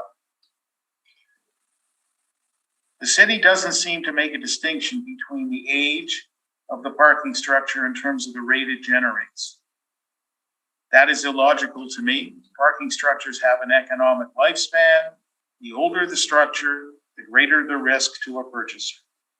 This structure is a 1990 structure. The assessor talks about another building or another level having been added in 1999. Any way you look at it, it's 20 to 30 plus years old. Location is important. I've spoken about that. Page 9, the Winnipeg Square Parkade sold at a reported capitalization rate of 8%, arguably the best located parking structure in the city. It's at Portage in Maine. All those office buildings surrounding Portage in Maine are feeders for the demand for this parking lot. Page 9, impacts of COVID. And to be clear to the panel, my brief on the next property will speak to these issues as well. I won't repeat. I'll ask you to take this evidence and apply it in the next one. Absolutely, I can tell you we have good memories. We appreciate that. Thank you. So I just want to remind everyone where we came from and where we are. Public health orders came into force in March of 2020. We had a state of emergency. And the reality is downtown Winnipeg, everything fundamentally closed in the third week of March of 2020. There's been limited reopening since, but I can tell you that the office environment has not changed. In my office, people continue to work remotely to a significant extent. That is the case in every office. We see assessors working from home. We see panel members attending from home. It's just the new reality. The other problem we ran into is vaccine conflicts. You're not getting vaccinated. I don't want to be in the office with that person. And it created a real conflict in the workplace. COVID caused the inability to pay rent. COVID led to rent subsidy programs. So what are capitalization rates? They represent the required or acceptable rate of return on a real estate investment. It's influenced by the perceived risk associated with the investment's income capacity, investor expectations for appreciation, and required returns in other types of investments. Investor expectations. Can an investor truly have an expectation that things will be in 2023 or in April of 2021, more importantly, than they were in the prior years? I don't think that's reasonable. I don't think that's possible. So if we jump ahead to page 15, we see a heading: chronic pandemic stress, gloomy outlook, increased risk. This is a survey conducted by the Altus Group, in which they noted that the expectation of the market, of the participants in the market who were surveyed, was that capitalization rates were going to increase. Not decrease, but were going to increase.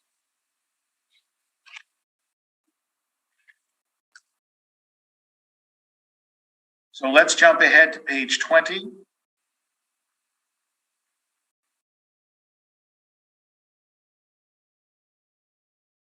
The net operating income on the property, under the heading conclusion, the net operating income was $129,565.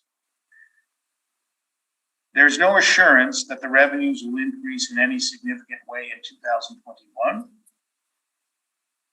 Revenues in the first quarter of 21 make it clear that there's not going to be any significant change. The first 2.5 months of 2020 were normal business months. And so the 2020 information is influenced by that. If it had been a full year, the performance would be less. What I've done is I'm going to put the net operating income at $150,000. I'm going to do that because, which is up over the 129 actual.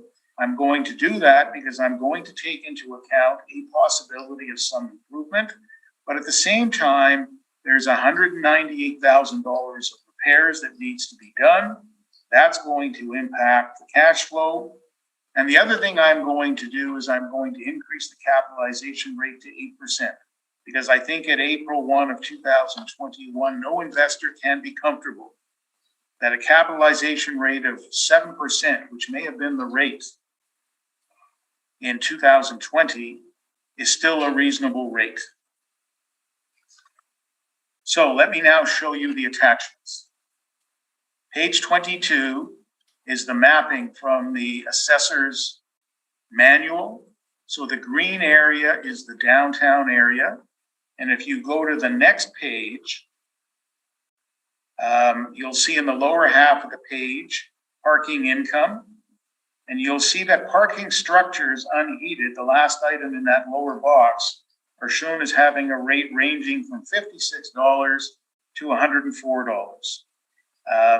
I tried to extract rates from the assessor by way of cross-examination unsuccessfully, but clearly this location on the periphery, away from demand generators, is not a prime location.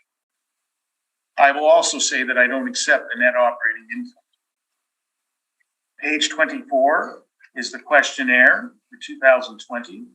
You can see the revenue was $315,000. You can see the net operating income is $129,000. As we've established, that means the expenses are eating up 59% of the revenues, and the net operating income is 41%. It's not $80. It's much less. The page 30 is the 2019 questionnaire, $438,000 of revenue, $241,000 of net operating income, and the assessor is using $216,000 of net operating income.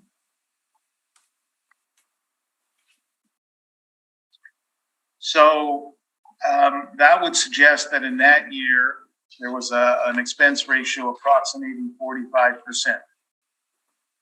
We look at 2018, page 33, net operating income of $242,000. Again, the assessor is using $216,000. I don't think the assessor is fairly taking into account the reduction in revenue and translating that through to the reduction in net operating income. I told you earlier, page 37, that there was a report done by the Downtown Biz Association. This is the report, and I've made reference to certain highlights in this report. But if you look at my page 39, you'll see the reference, why downtown? You'll see 72% of Winnipeggers are worried about the future of downtown. You were just going to say, this is dated July 2021. But it's a retrospective study. Wow, and it was founded afterwards. I think that it's evidence that it's been created after evaluation date. Mr. Diamond, it's a retrospective study. It speaks to events preceding. If a book is written today about events that happened. Go ahead. Thank you. So, page 40. Where are all the people?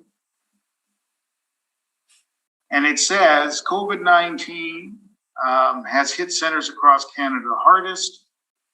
The greatest impact to our downtown was the mass exodus of employees who worked from home to protect Manitobans.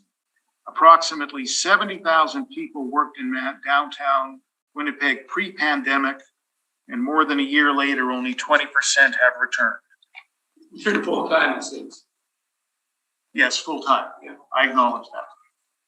The point is, again, this is what creates the demand for parking. If the people aren't here, then the demand is reduced, the revenues will be reduced, and we see that. Page 48 is a Crozier-Kilgore report, July of 2022. And if I can jump ahead to page 57, Table 1, there's a listing of the repair work that needs to be done at a cost of $198,000. And again, it just speaks to what I explained to you earlier. There's then a series of photos which depict the deteriorating conditions, the delaminating concrete, the rusting steel, all of that. So the point I want to make to you is simply that, in my respectful opinion, the net operating income of $216,000 is too high. Parking lots have been dramatically impacted because of COVID. We have no idea when and if it's going to come back. The $216,000 of NOI is too high. I've used $150,000. I've increased the capitalization rate to 8% to take into account the risk, and that results in a value of $1,875,000. Thank you. Thank you. Ms. Scheibel, any questions? Please open page 9 of Edge report. Page 9. Uh-huh. Yes. Page 9, corporate. Second. Okay, yes. You talk about Winnipeg Square Parkade sold. What years it's happened?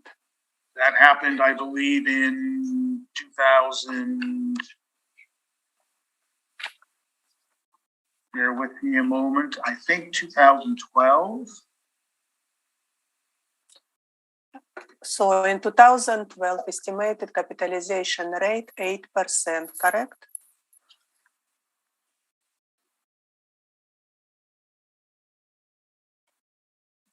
Yes. You would agree that market for investment property change over time, wouldn't you? Yes, they go up and down. Your sale occur 9 years before reference date, doesn't it? Well, the capitalization rate the city uses is 7%. We have the top location parking lot, admittedly, 9 years earlier, at an 8% rate. Even the city believed the rate had only come down by 1%. Then we have the impact of COVID. And so I say respectfully that I think the risk is very different than it was prior to 2020. Open page 15 of agent report. On top of the 15, agent presented a retail capitalization rate from outside sources, Kohler, CBRE, Cushman, Wakefield, and they showed range between 5.75 to 7.25, correct? Which category? Just roughly between 3 different sources. You're talking about retail now. Yes, what you provided to us. So we don't see 8% inside this range, correct? You don't see anything relating to parking structures. Why you provided this evidence to us? I wanted to provide some information relating to retail. So again, parking lots are driven primarily, I'll suggest, in downtown Winnipeg by office structures, but they're also impacted by the demand for retail and the extent to which people are shopping downtown. If they're not coming downtown, it impacts parking lots. So you didn't provide any evidence to support your 8% capitalization rate for parking structure, correct? My evidence is simply the events which have occurred and the impacts of those events to the assessor's capitalization rate of 7%. No further questions, thank you. Mr. Bresky, do you have any questions? No, I do not. Mrs. Smith, do you have any questions? I do. I'm not so sure if it's a well, we'll see if I can make it a question. Mr. Newman, you indicated that you took the actual 2020 NOI of 129 and adjusted upwards to reflect some uncertainty of recovery. We've seen we've seen other methodologies where they go over 3 years and do a stabilized approach. You chose not to take that approach. Can you tell me why not? And did you even consider looking at a stabilized approach? Right. So the my brief does include the revenues and expenses from 2018 and 2019, and I walked through those as I presented. And you saw NOIs approximating $242,000 in 2018 and 19, and then dropping to 129 in 2020. I also noted the need for the expenditures for $198,000 of repairs noted in the engineering report. And so essentially what I did is I didn't take the worst scenario, which of course is $129,000. I was prepared to improve that somewhat, but my concern was that taking the 3 years of performance likely wouldn't have given me a fair representation of the impact of COVID. I'd have to overly weight 2020 in some way and the continuing impacts of remote working and the lack of demand in downtown Winnipeg. And so I chose to simply select a number, but certainly I did have the prior years in mind, as well as the impacts and cost of the repairs. Okay, thank you very much. And I don't have any questions. No further Chairperson, questions. Can I ask a follow-up, please? Go ahead, Mr. Bresky. You mentioned that you were considered the repairs in your NOI, is that correct? Yes. Did you also not mention that you considered it in your cap rate as well? I did. But the repairs are what I'll call a minor contributor to the capitalization rate issue. For me, the bigger issue on the cap side is the risk of the recovery and the trend to remote work. Okay, thanks for clarifying that. No further questions. See, I do have a question. So technically, I can see how it can affect the cap rate, but repairs have to be capitalized. Do you agree? I do agree, but what you would do, one of the things we can do with repairs, we might take, for example, $198,000 of repairs and amortize it over the life of those repairs. Sure. And so it might It can have an impact. It'll have an impact. is my Okay, point. that's just clarification. Yeah. Okay. Thank you. May I ask further questions? Only if it's a question is re-examination that comes out of the questions that were asked by panel Yes. members. On page number 4 agent report, we have income expense mailer requested by city. We can see annual expenses property to estimate net operating income doesn't include capitalization, capital investment, correct? If you open page 25, capital investment around 250,000 in 2020, it's capital investment. We don't use them for estimation net operating income for the subject property. I'm How sorry, you can explain it? I'm at page 25. I see the expenditure of almost $250,000. It's a capital cost, correct? Yes. But if you're going on page number 24, previous page, we asking annual expenses. Their annual total expenses $145,639, correct? I think it's $185,639, but yes, total. 39, yes. So capital expenses we don't use for estimation net operating income for income producing property, correct? So my answer is it's not reflected in the expenses in that column on page 24. But again, it would be taken into account by way of an amortization. So empty of parking construction give owner ability to capital renovate parking structure, correct? Say that again. COVID situation when parking structure was half full, this capital investment was happened. This renovation was happened, correct? Well, it happened in 2020. I agree. It happened because it was needed. Stairwells were a safety issue. They had to be done. Okay. And after renovation, it's increased value of subject property, correct? No, I don't think it increases the value. Being able to go up and down stairs doesn't increase value. It maintains the value, whatever it is. It's owner responsibility to do capital renovation for safety people. That's argument. It's correct. He was asking the question. You're arguing now. Thank you. No further questions. Thank you. Okay. We can then go on now with 295 Memorial Boulevard.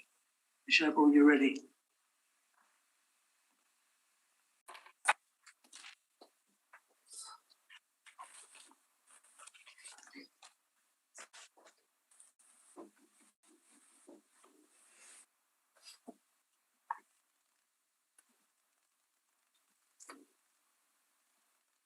Roll number 22-2866.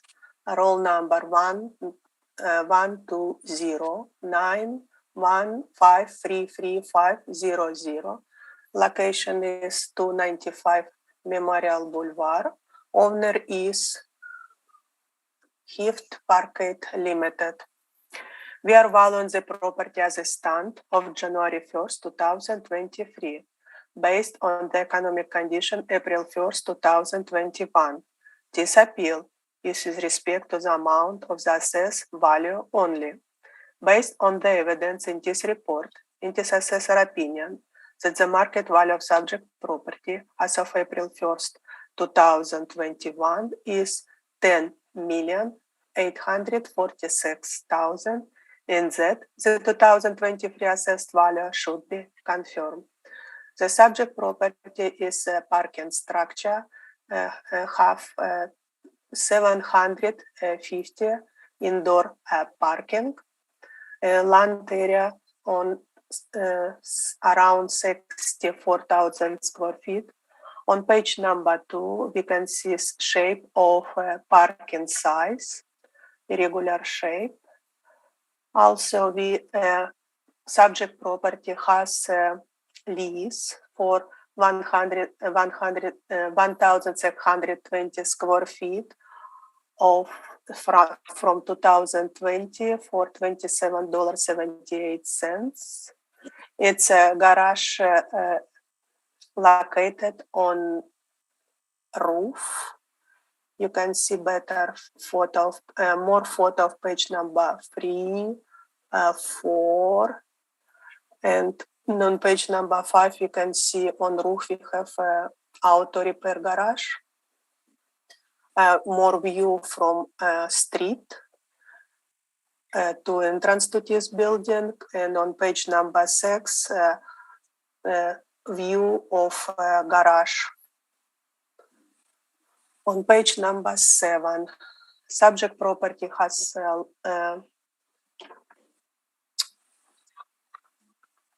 a land area 63,485 square feet.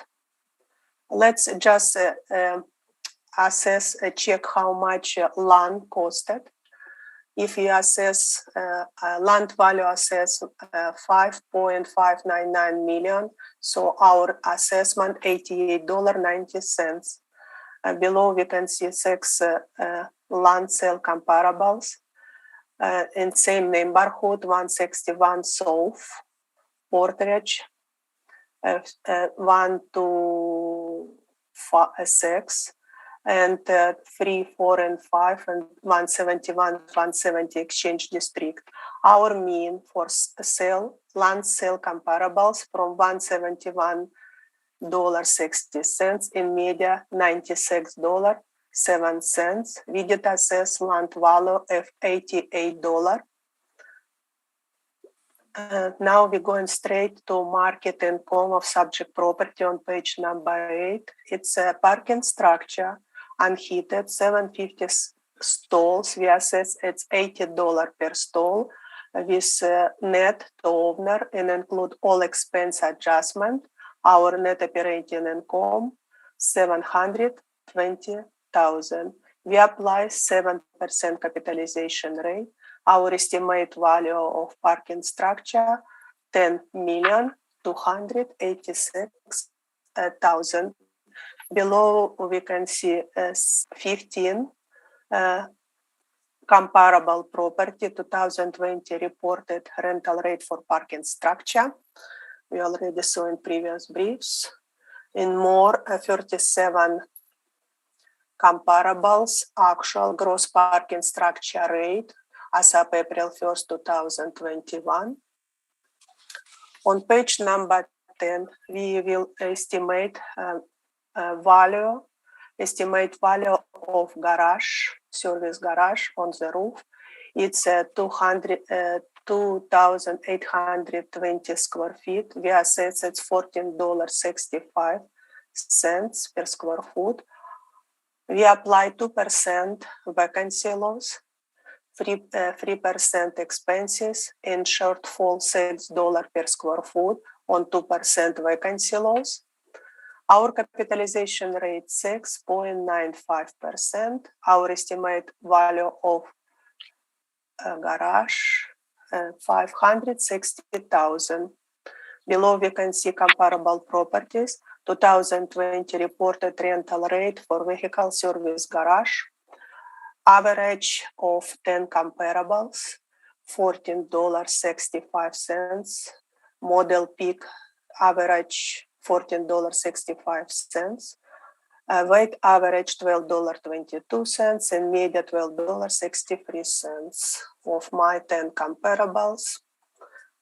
On page 11, when we summary parking structure and service garage. Our estimate value of 10,846,000 presented. Okay, on page 16, started income expense mailer provided to us. Do you have any questions? Thank you. Ben, any questions? Yes. So look at your page.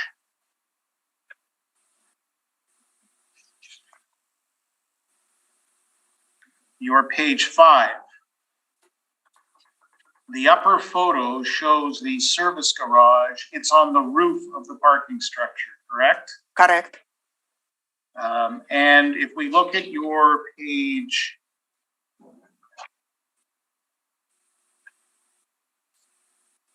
10, where you've got the comparable rental rates for vehicle service garage, all of them are at street level, correct? Correct. It's only one service garage on the roof in downtown. It's a very unique property. The Bay store closed in November of 2020, correct?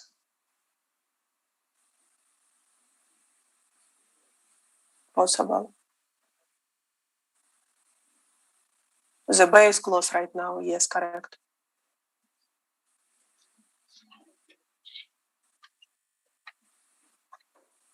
Your page 14, that is the proposed assessment for 2023. Correct. Page 15 is the 2020 assessment. Why are you giving us that? I realize, yeah, it's misleading because it's a new 2023. I just overdo it. I don't have to show 2020. It's not under assessment. But in fact, what you're showing us of 12,067,000 for 2020 is not correct, is it? The value for 2020 was resolved at 9,022,000, correct? I see what we sent to the owner in 12,067. We sent in June 2019. You can cross this information in my brief. It doesn't make, yeah, I see point. Okay. Your page 16 is the questionnaire. It shows the net operating income. It looks like $214,136. Correct. And you'd have to subtract from that the business tax of $58,952. So the net operating income would actually be $155,184, correct? It showed on page 16, correct?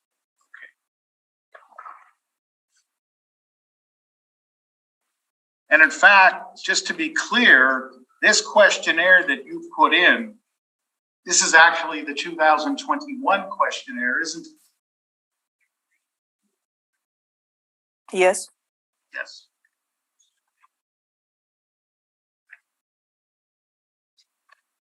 Those are my questions. Thank you. Thank you.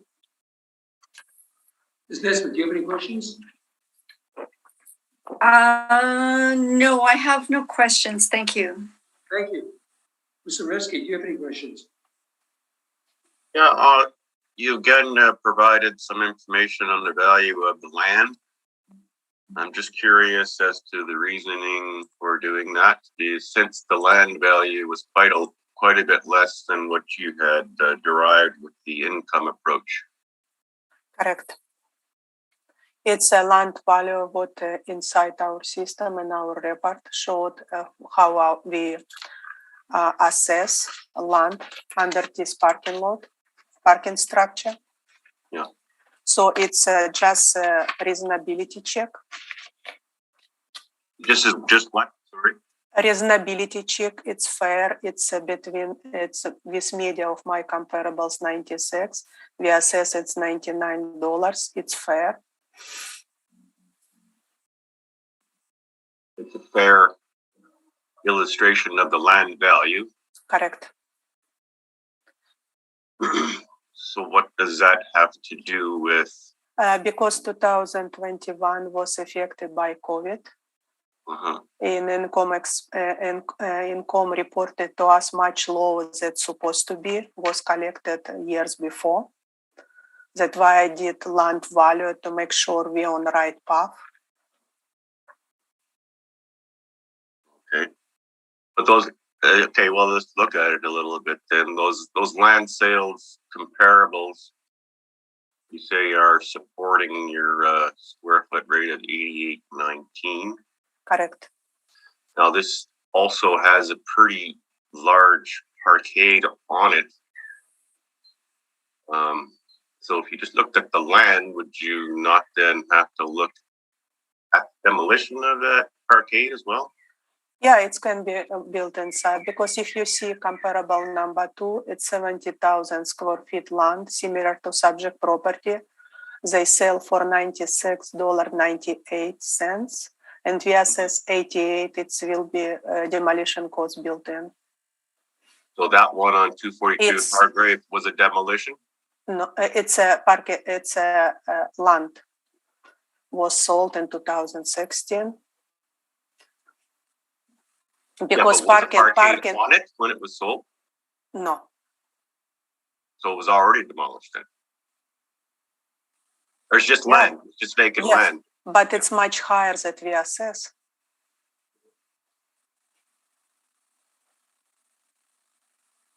Okay, I understand you. I understand what you're saying.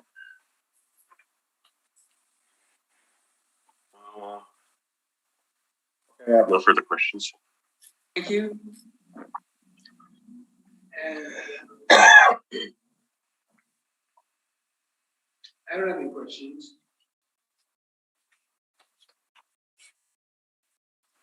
So, Mr. Newman.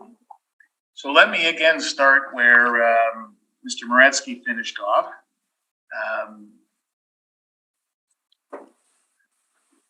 If the assessor is suggesting that the value should be fixed at the land value of $5,600,000, I don't think she is suggesting that.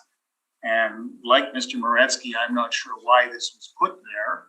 But if we're going to look at land, as Mr. Moretsky noted, we have to take into account demolition costs. And taking down a concrete structure of 3 levels at a site like this is going to cost a very large sum of money. And so any land value would have to be adjusted to take that into account.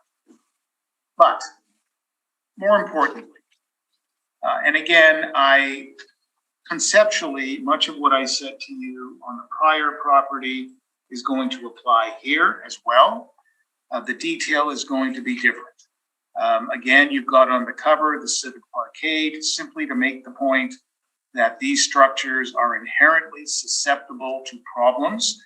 This structure is even more so susceptible to problems.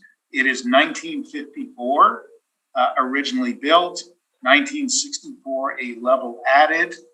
They have spent millions and millions of dollars on this structure, and they're not finished.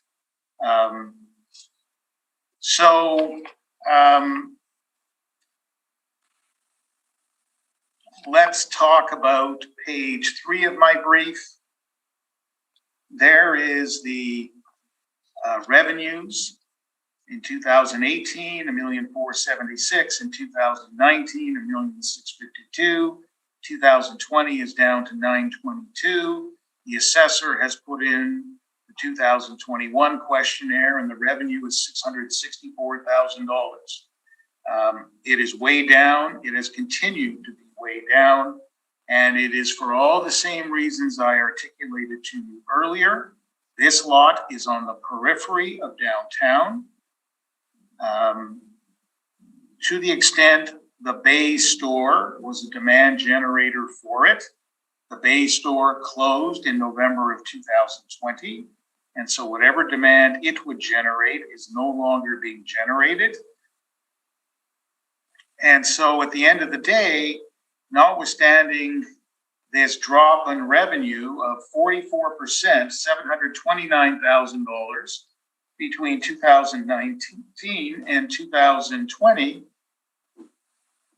the assessor dropped the net operating income by 11%. And that's not enough of a change. If you look at my page 4, you can see there that I have detailed the revenues and the expenses and how we get to the net operating income of $260,364 compared to the assessor's net operating income of $720,000. We know in 2021 from the assessor's brief that the net operating income was $155,184. It hasn't gotten better. It's gotten much worse. So, we've heard about the assessor's model. I've got the downtown biz report attached to this brief as well. The highlights of it appear on page 5 of my text. The shutdown of downtown Winnipeg. We need people back downtown. People aren't coming back downtown. So, the demand generators, not a concentration of office buildings around the Bay Parkade. The Bay store is closed. And one other item, the Winnipeg Jets are no longer the hot ticket they once were. And that would bring people downtown on weekends, weekend evenings, weekend nights primarily.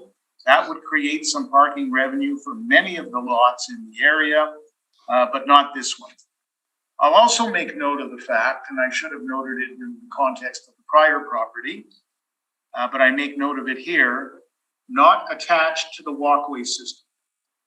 Neither of these structures are attached to the walkway system. Many of the other structures that are on the assessor's list of comparables are attached to the walkway system, which makes them, of course, much more convenient. Remote work, I've spoken about that already. And again, in the context of this hearing, this property, I mentioned that board members are participating virtually, just making the point that people are not coming back downtown if it can be avoided. The vehicle service garage, starting at the bottom of page 6 and on to page 7. So this is an unusual property in the sense that vehicle service garages, typically you drive into them. They're at street level. This one is on the 3rd story at the 3rd level of parking structure. It has no visibility essentially to consumers. Plus the consumers who might have used it, the downtown population is much diminished. So the assessor has used a rent of $14.65 a square foot. The assessor's given us a series of comps. As the assessors confirmed, not one of those comps are on the 3rd floor of a parking structure. They're all at street level.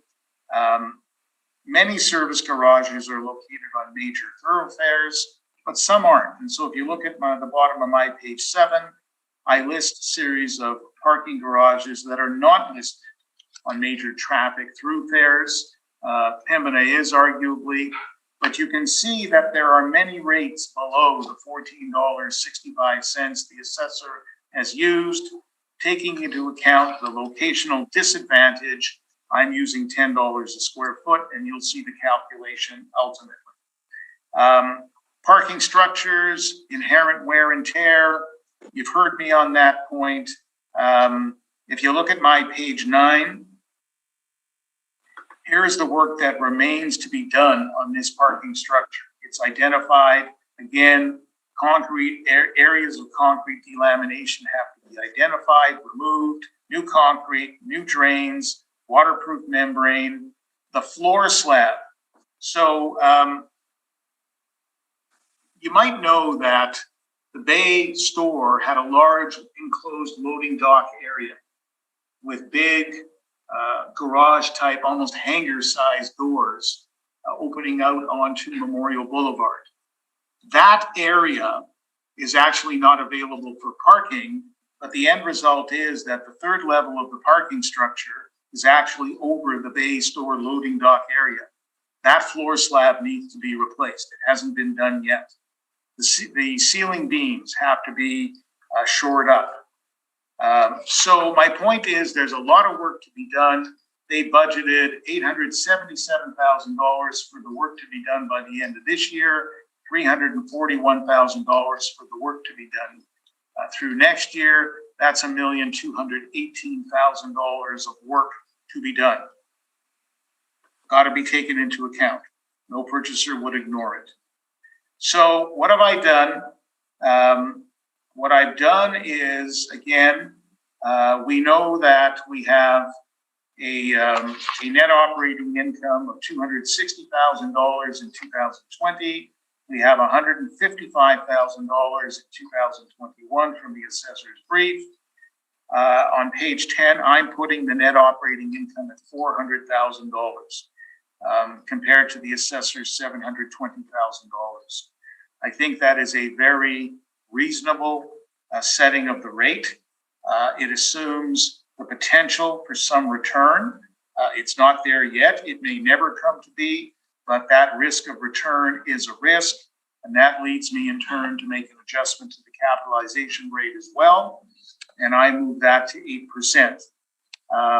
Much of what is in the rest of the brief you've heard from me already. So I'm going to jump you ahead to page 24. And at page 24, you can see that I referenced the net operating income at $400,000. Capitalizing at 8% turns into a value of $5 million. I hadn't seen the assessor's brief, of course, when this was prepared, but it's interesting. The land value pre-demolition, I'll suggest, is about $5,600,000. So I might well be over the land value. And then the vehicle service garage, I'm adjusting the rent to 10%. The capitalization rate was 6.95%. If the rent is adjusted, I'm prepared to leave it there. And that turns into a value of $5,380,000. And if you look at my page 27, that's where you see the calculation of the garage and the parking structure and the combined value of $5,380,000. The rest of the attachments to the brief, I think you've seen them all already in the context of the prior brief. The one difference is that in this brief, beginning at page 48, there is the engineering report that's driving the work that continues to be done. It is 30 plus pages long. I'm going to tell you simply, and this has been a matter of ongoing discussion with assessors prior to the present assessor and has been taken into account in arriving at settlements of the prior cycles. But I'm going to say to you simply, this parking lot needed a ton of work, millions of dollars. It continues to be done and continues to need to be done. So those are my submissions. Thank you. Thank you. Any questions in the chat? No questions. No questions? Ms. Nisbet, do you have any questions? No, thank you, Mr. Chair. No questions.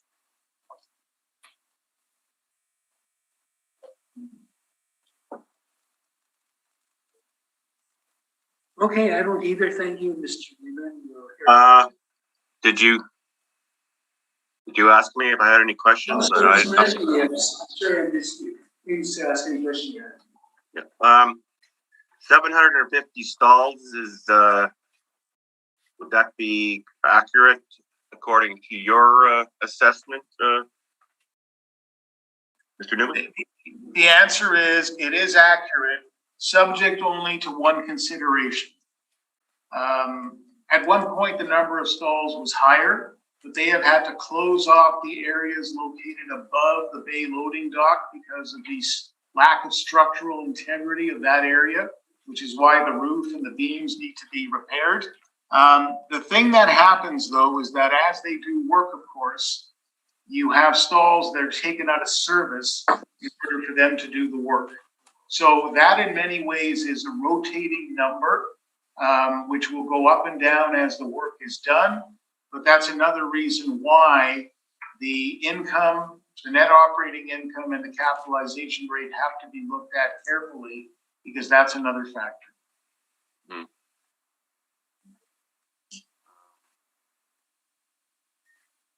The 2020 revenue was pretty low. Was the repairs, was a lot of the parkade shut down at that time, or was that just COVID related? That was COVID. There were no repairs done. They shut down the work in 2020. But the parkade was in full use as you described it, net of those issues on was it the third or fourth floor, right? The parkade was fully available in 2020. Okay. Okay, that's all the questions I have. Thank you.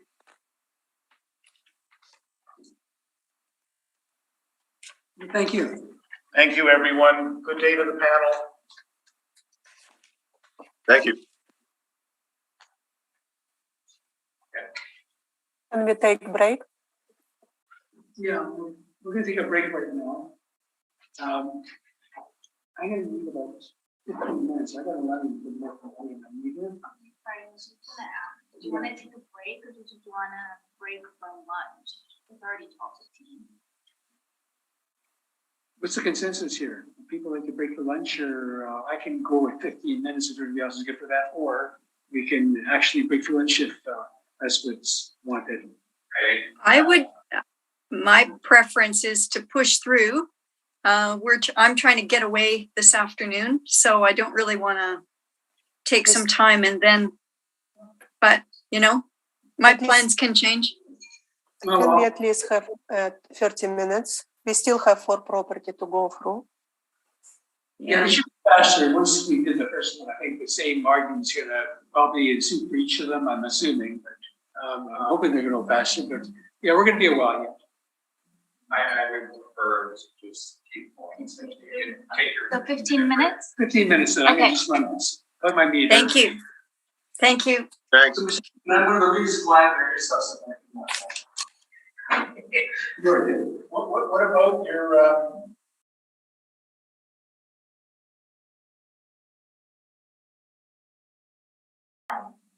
Okay, we'll reconvene the hearing, and our next property is at 330 Smith Street. And Ms. Scheiple, would you ready to proceed? File number 22-1234.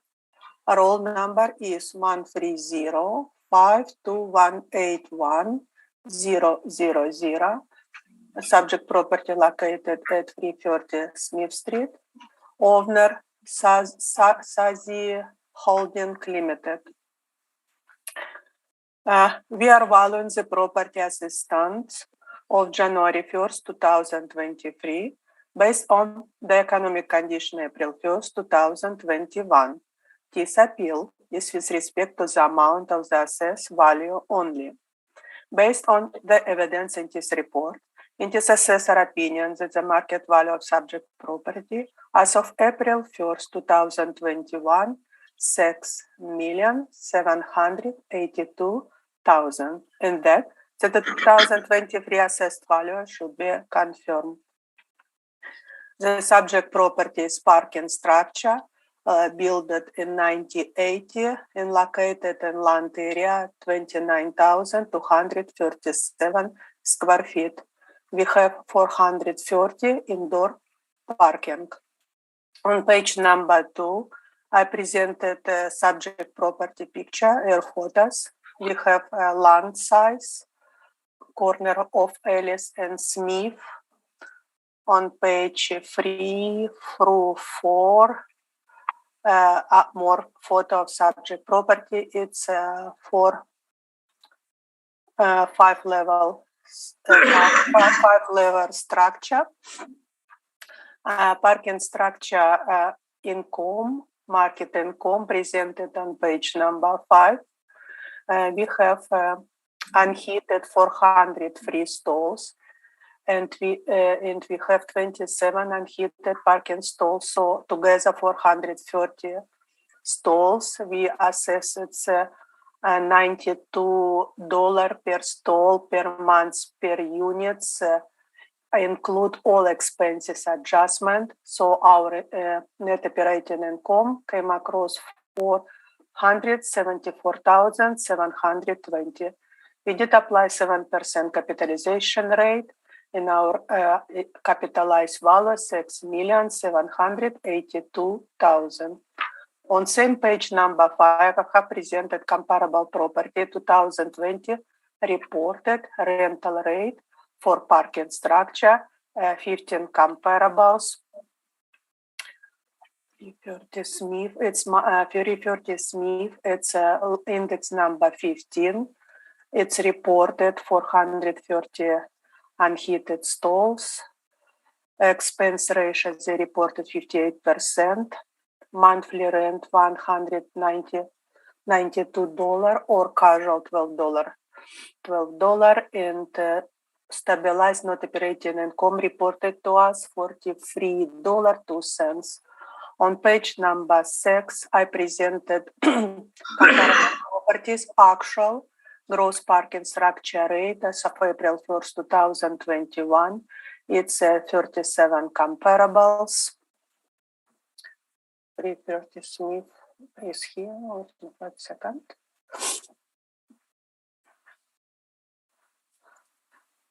And 51 Smith. Okay.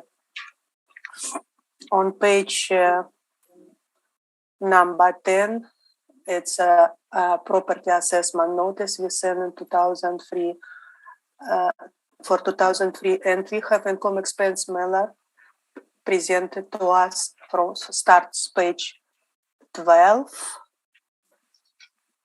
They reported 430 stalls, hourly rate $4, daily rate $12, and monthly rate $180.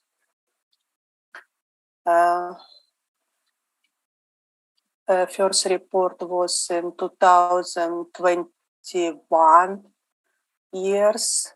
On page 16 started 2020 full years. Reported rate, monthly rate was $192. On page 19 and 20, I have presented actual rate of the property. Smith Street Parkway, it's impact lot number 125. As you can see what they offer. Hourly rate 150 cents each 30 minutes and $3 addition hours. Daily 13 maximum. Evening weekend $4. Random 24/7 $160. Random $180, and sometimes reserved $200 monthly parking. Thank you. Do you have any questions? Oh, so our assessed value of $6,782 is reasonable and should be confirmed. Thank you. Mr. Navarro, any questions? Yes. So are you aware of the adjustment made to, actually what I'm going to ask is more so, does the model calculate a net, or does it take a gross and then calculate out a net? If you open page number 5, and we can see total number of parking stalls 430. Parking rent estimates are net to owner and include all expenses adjustments, $92 per stall per month net. Okay, so you really paid no attention to the gross in here. These are just modeled rents, right? Correct. It's modern driving. Okay. And you're also aware that parking rents are always grossed, correct? Correct. If you look on page number 6 on my brief, we have actual gross parking structure rate. Yes, it's gross.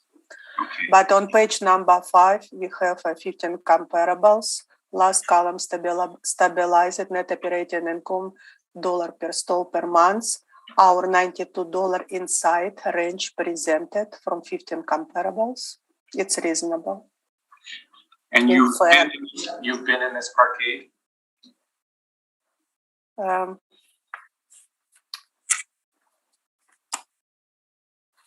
second.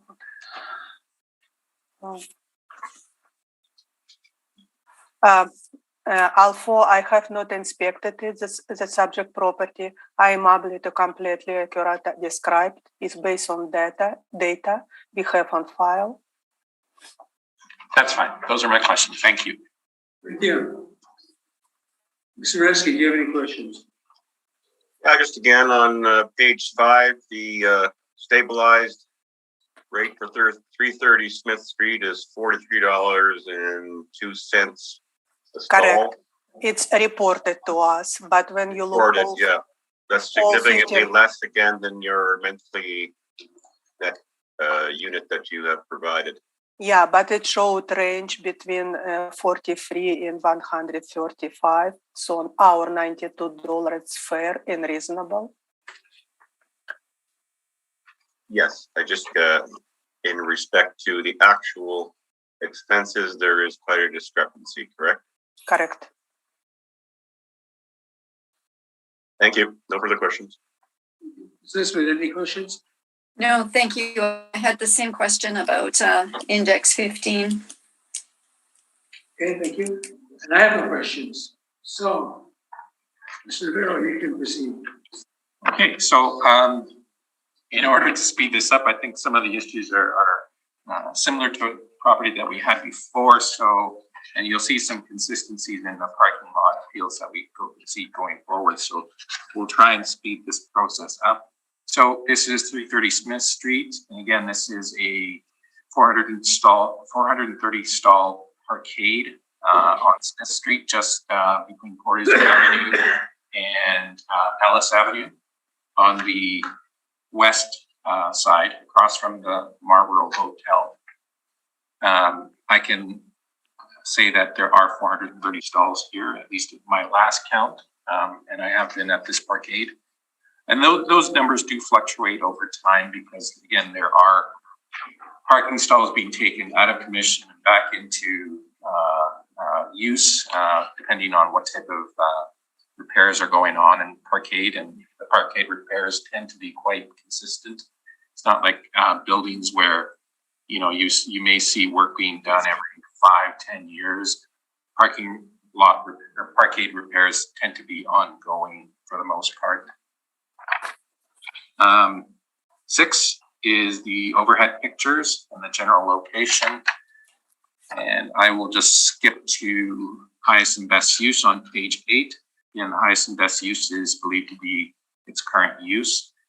On page 11, you will see the approach that I took to this one, and a little bit different than the last one, and for specific reasons. So we took a look at 3 parkades here, and we did the same process that we did in the previous one.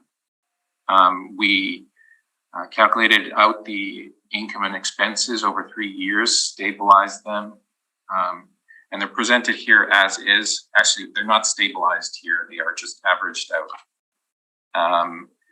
I make a note at the very bottom, referring to 295 Gary Street. 295 Gary Street has a gross rate of $145 per stall. The expenses were stabilized at 55.5%. That only refers to 295 Gary Street. Now, in this chart, it has not been stabilized out. We've only averaged out the expenses in that chart.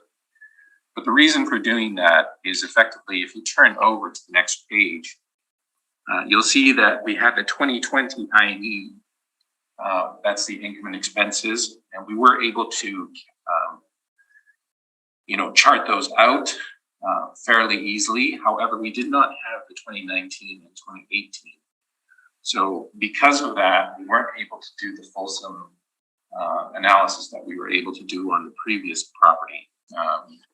So what we did is effectively we looked at the market to see which is the best comparison for this property in terms of income and expenses. So in terms of income, its location to 295 Gary is probably the best indicator of where this one should be on a per stall basis. Now, each one of these parkades is effectively a market in its own. And that's why we try and, whenever we can, stabilize these income and expenses over 3 years. In this case, we couldn't. So we had to kind of look at market. Now, 295 Gary is, I would say it's in terms of its location, in terms of its age, all of that, it's comparable. Some would say it's maybe even superior. However, Lombard and Albert Street are in fact superior. Those two parkades are two of the three, what I call giants in the downtown. That is the Lombard Parkade, 35 Albert, and also the 360 Parkade that is under Winnipeg Square. So this one is not like those. However, we've estimated a $145 gross rate for that over 430 stalls times 12 months. That gives us a gross income of $748,200. Now, to this, in terms of the expense ratio, we only expensed out 50% of the expenses in this. That gives us a net operating income of $374,100.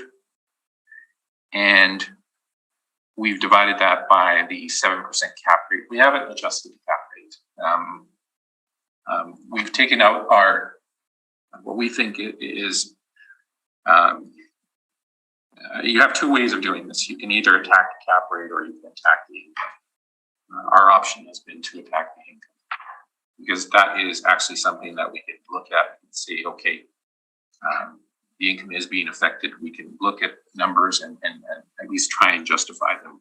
With the cap rates, the arguments are kind of, in our opinion, they're harder. So we've gone with what we feel is the appropriate measure, and that is to effectively attack the income. So again, our net operating income is $374,100. The cap rate is 7%. That gives us I'm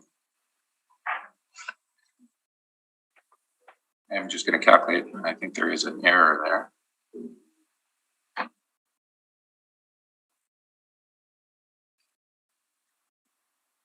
Yeah. Ignore that $6,848,143. That is just a typo. The actual is for $5,344,286. And we rounded that down to $5,344,000. And that is where we are, what we are asking for. Now, the rest of it is just the income and expenses and the COVID questionnaire. As I mentioned, in this case, we only had the 1 year to look at. We didn't have the 2019 or 2018. And that is kind of why we've valued it the way we have, where we actually looked at, some other comparisons in terms of their income expenses. Now, we'll note that that differs from what the assessor is saying, where they provide just a stabilized NOI for each one in a chart, but it's not really telling us much beyond that. In our methodology, we're at least trying to tell you that this is how these properties perform, and this is where we think our property should be. So I hope that clarifies somewhat what we're trying to do here. And that's my presentation. I hope I'm open for questions. Thank you, Michelle. Any questions? Open page 14 of agent brief. Yes? We will look on income expense Miller. We can see that you use 527,000 like a gross income. We see it. But look, your net operating income reported to us $221,993. And you apply on your page 12, 187,000. How so? Right below the 221,993,000. Mhm. On line 219, you see business taxes of 35,140. Mhm. That is why. And we assess proper realty, not business Does not assessment matter. right now, correct? No, that is an expense. That is an expense to the owner. Regardless of what you are assessing in business assessment, that is a realty expense to them as well. On same page number 14, we can see monthly rate $192 per stall, and you use $145 on page 11. Can you explain why? Yes, because I felt that 295 Gary Street is probably the best comparison. Now, you'll also note that if we look at the actuals, and I'm not suggesting that we look at the actual, because we only have 1 year there. If we take 527,374,000 divided by 530, that is actually $82.92 gross. So we are far above that. So you use actual parking revenue, but you use estimated expenses ratio, correct? Expenses value, correct? No, okay. As you can see in page 12, we largely ignored that. I say we ignored it completely. If you look at page 11, okay, we see 3 parkades there, okay?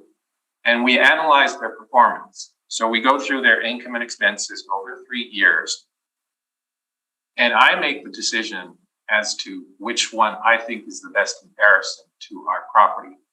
Now, in terms of location, most of you know where 295 Gary is, I would hope. And it's relatively close to 330 Smith Street. Relatively. So that is why I chose that one as the best barometer for ours.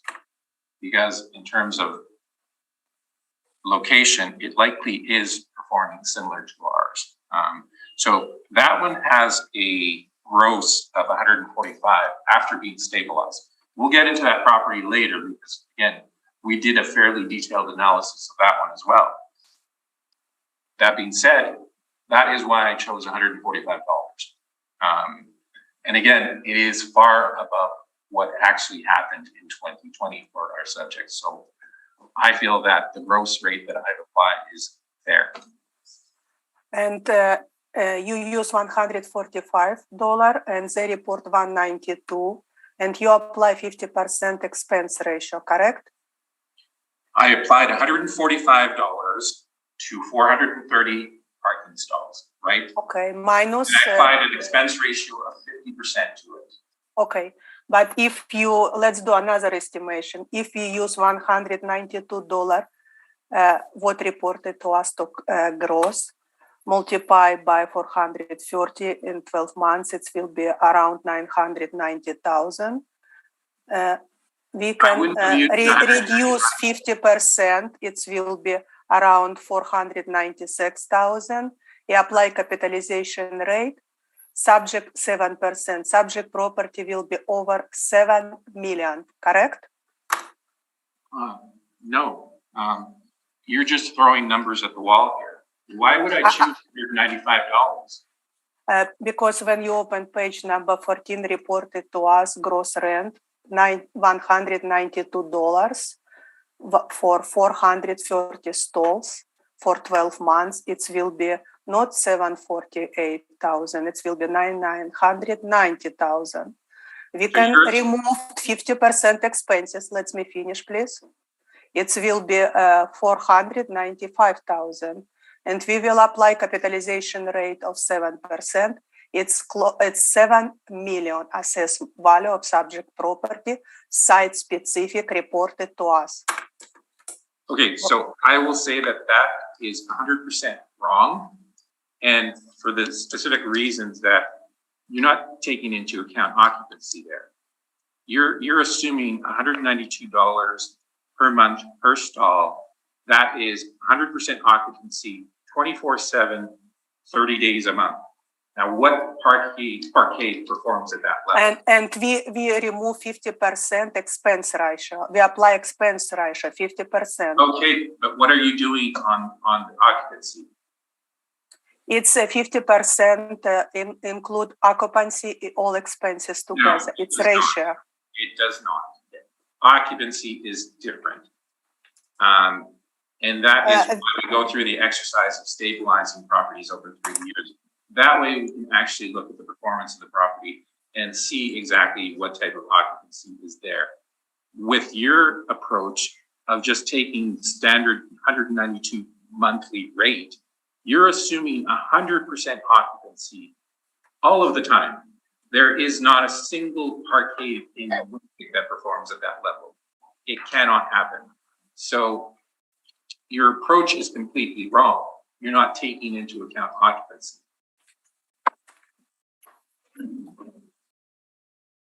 No questions. Thank you. Ms. Nesbitt, do you have any questions? I have no questions. Thank you, Mr. Chair. Thank you. Mr. Bresky, do you have any questions?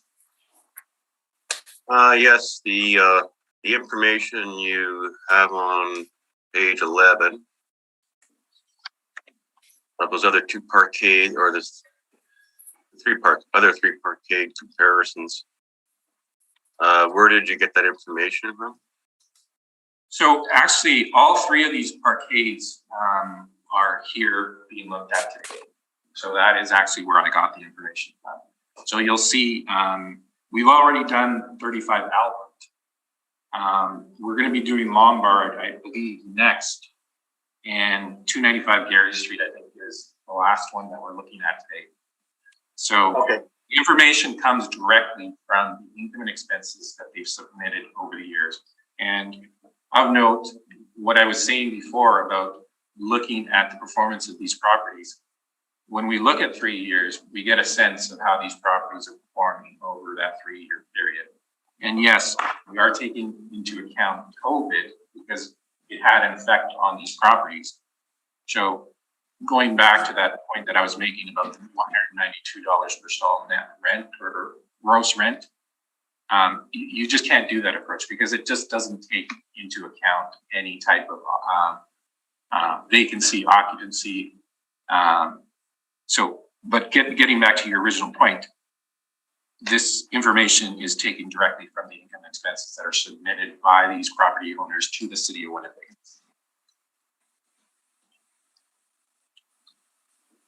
Okay, you see the 145. Sorry. Yeah, sorry, you wanted to say something else? What I've done in the charts is simply summarize it into a chart. So it's simply faster, easier to read, rather than going through each one of the income and expense questionnaires, line item by line item. So you're going with 145 gross per stall? Yeah. On this.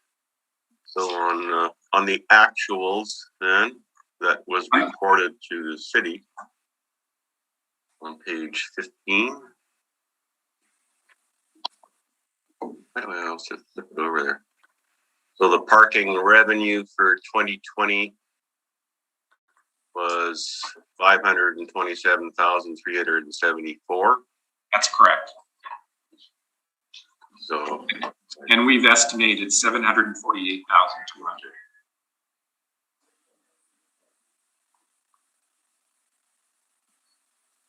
$748. Okay.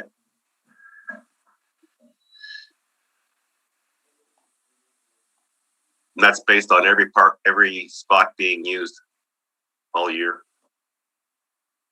No, that is based on the performance of the property. So if you see the income and expenses here, the reason we do this is because it actually counts for the occupancy. So it is taking into account exactly what type of vacancy these properties have, what type of expenses they have. And in this case, what I found was that best comparison is probably 285 Gary Street. That is why I chose the gross rent of $145. Okay. No further questions. Thank you. I don't have any questions. Thank you. Thank you. Okay, so our next property, you're right, Mr. Rivero, is property in Lombard. So when you're ready, Ms. Scheibel.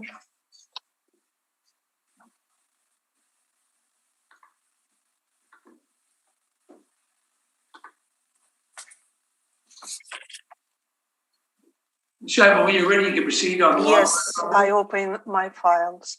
Be with me. File number 22-2923.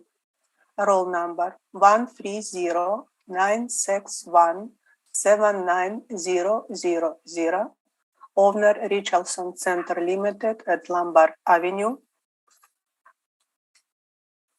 We are valuing the property as a stand of January 1st, 2023, based on the economic condition April 1st, 2021. This appeal is with respect to the amount of the assessed value only. Based on the evidence in this report, in this assessor opinion, that the market value of subject property as of April 1st, 2021, $12,285,000. In that, the 2023 assessed value should be confirmed. The subject properties as parking structure built in 1970, occupied land area of over 87,000 square feet, count indoor parking 543,000, in outdoor $139 parking stall. On page number 2, we can see a photo of subject property. First, we can see subject site. It's a regular shape. It has indoor and outdoor parking. On page number 3 and 4, more photo of subject properties. Let's go straight to parking structure and common estimation. We have unheated 385 stalls. We apply 92 monthly net units rent per stall, and 158 heated stall. We apply $103.50. This amount include all expenses adjustment. So our net operating income for parking structure $621,276. We apply capitalization rate for parking structure 7%. Our estimate value $8,875,000 income from parking structure. I have presented 15 comparables 2020 reported rate for parking structure. Lombard, our index 11, 677 stall both, expense ratio 59%, monthly rent between $225 to $325, casual rent 14, and stabilizing net operating per stall per month $98.32. On page number 6, I presented actual gross parking structure rate as April 1st, 2021 for 37 comparables. Lombard, our index 2nd. We can see that hourly rate $6, daily rent $14, evening weekend $5. Keep going on page number 7. Now we will see a parking lot estimation. We have outside 139 stalls. We apply $92 monthly net units per stall that already include all expenses adjustment. Our net operating income for parking lot, 153,456. For outside parking lot, we have 4.5% across city. Capitalization rate, our estimate value, 3,410,000. On same page number 7, I presented comparable property 2020 reported rate for surface parking. We can see mean or average $96.38, media $96.38, minimum $74.61, and maximum $127.86. We applied $92. It's reasonable inside this range. On page number 8, summary of 2 income stream from parking structure in parking lot came across 12,285,000. On page 11, our 2020 property assessment notice we sent it in June 4, 2022. On page 13, started income expenses mail returned to us. All information there. Thank you. Oh, no, one moment. Based on evidence in my report, the 2023 assessment of subject property is 12,285,000. It's fair and should be confirmed. Any questions? Mr. Rivera, any questions? No questions. Ms. Nesbitt, any questions? Just one small little thing. In your page 5, index 11, you're showing 677 parking stalls, but in your model, you're showing a different number, 682. I know it's only a minor difference, but did you inspect the property?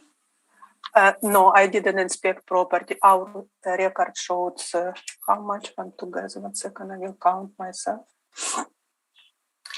543 plus 139, 682.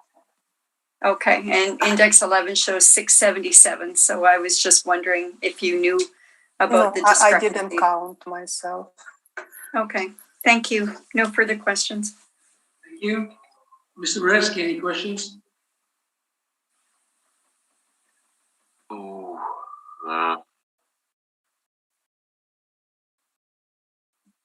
just give me a moment.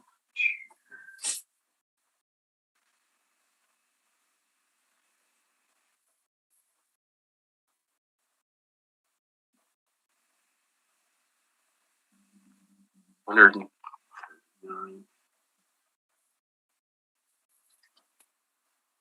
So the parking structure has 543 stalls, correct? Page 5. Page 5, yes, our assessment. Parking lot 139, correct? Mm-hmm. What did I miss?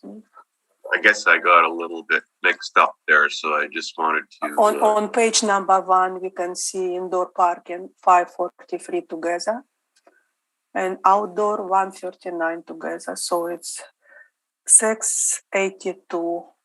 682 stalls in total. In total, yes, in our records. Yeah. Okay. I don't think I have any other questions. Thank you. Thank you, Michelle. I'm thinking your page 8. You show the 2 streams of revenue. And Okay. I guess my first question is this on one title or the 2 titles here? It's one title, one roll number, Lombard Avenue.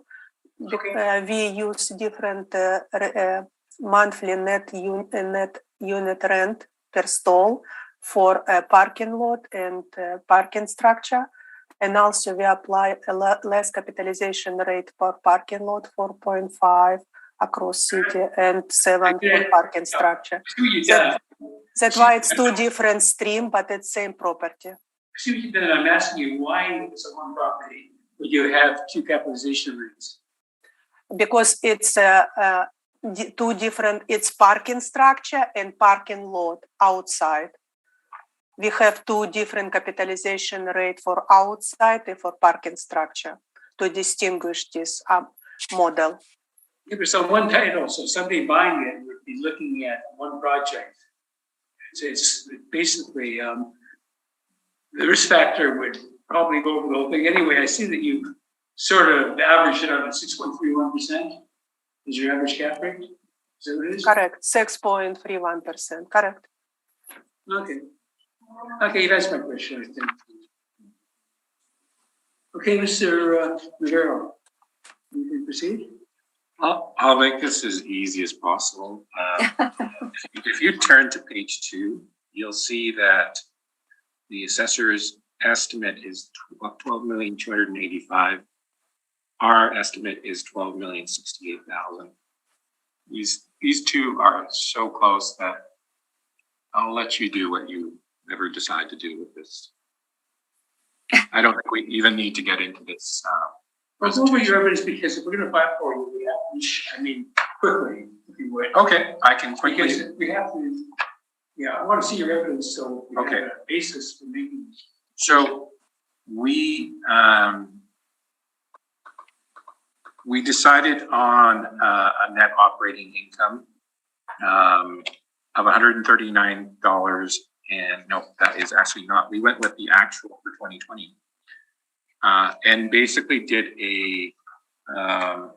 If you look on page 12,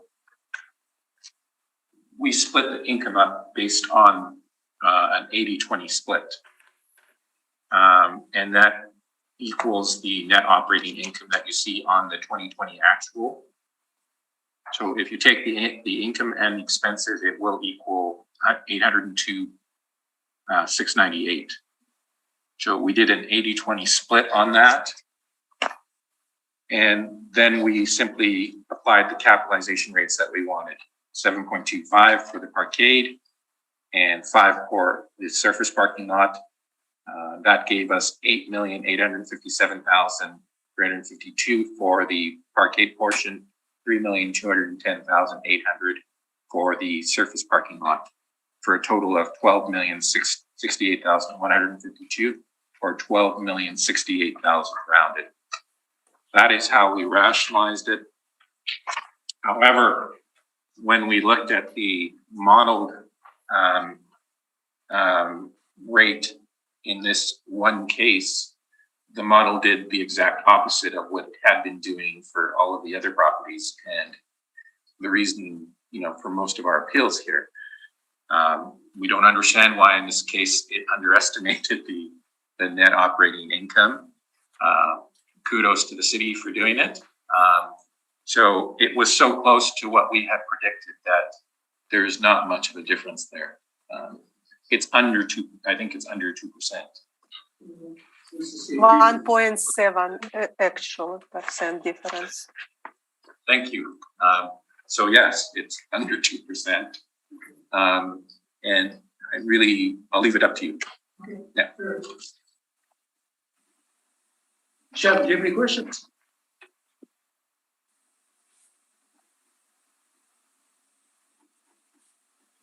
Ms. Shab, do you have any questions? No questions. It's less than 2% and should be dismissed appeal. Thank you. Ms. Nisbet? No, thank you, Mr. Chair. No questions. Thank you. Mr. Moreski, do you have any questions? No questions. Thank you. Thank you, and I don't need to. Okay, so we're now on 266 Harvard Street. Michelle, when you're ready to proceed. 266.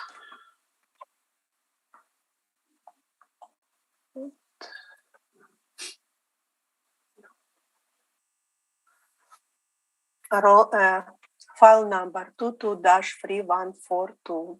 Roll number 120-975-19400. Its address 266 Hargrave Street, и owner Her Majesty the Queen, Province of Manitoba.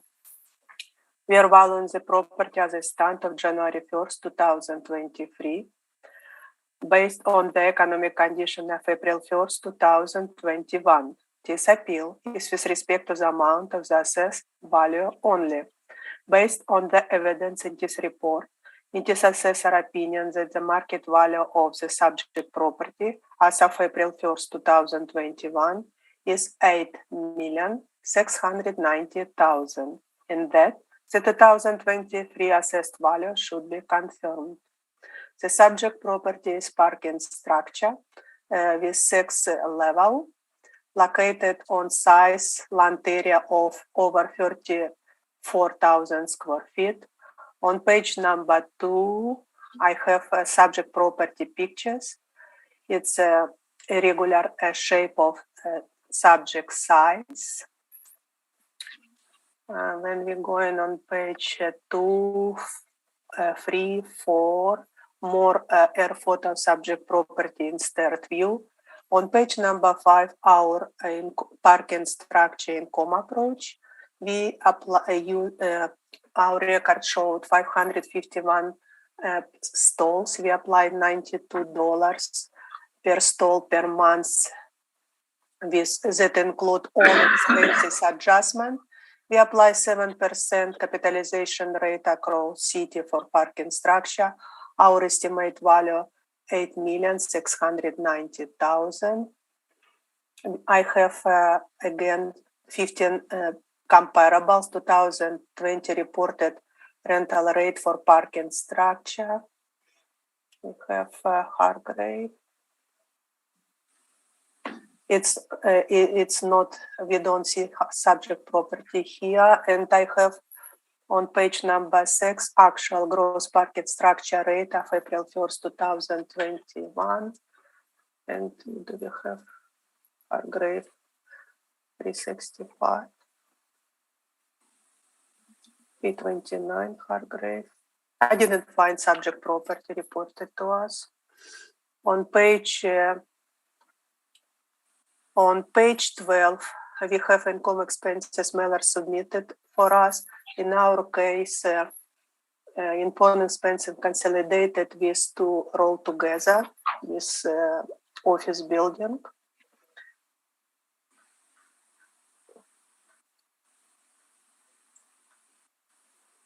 On page 14, we can see the reported 617 stalls, all leases. On page 21, 22, it's actual rates as of April 1st, 2021. This impact parking lot 306. 306, what we can see reported was. On page 22, they hourly $4 per hour, $14 per daily. Random 6 a.m. to 6 p.m. $200. Lane parking assessments total $200. And we assess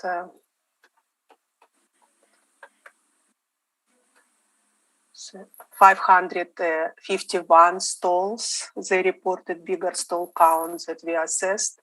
In our assessment for 2023, $8,690,000.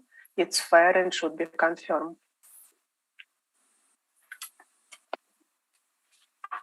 Thank you, Mr. Navarro. Do you have any questions? Again, we're just going with model rates, correct? It's model driven. Okay. Model rate. It's already in minus all expenses adjusted. That's really my only question. Mr. Resky, do you have any questions? Yeah, just curious on the reported rental rates for parking structures. Why would 266 Hargrave not be on there? Because it's not there. And I came across that we have 551 stalls and they reported 617 stalls. We will be looking to update our records.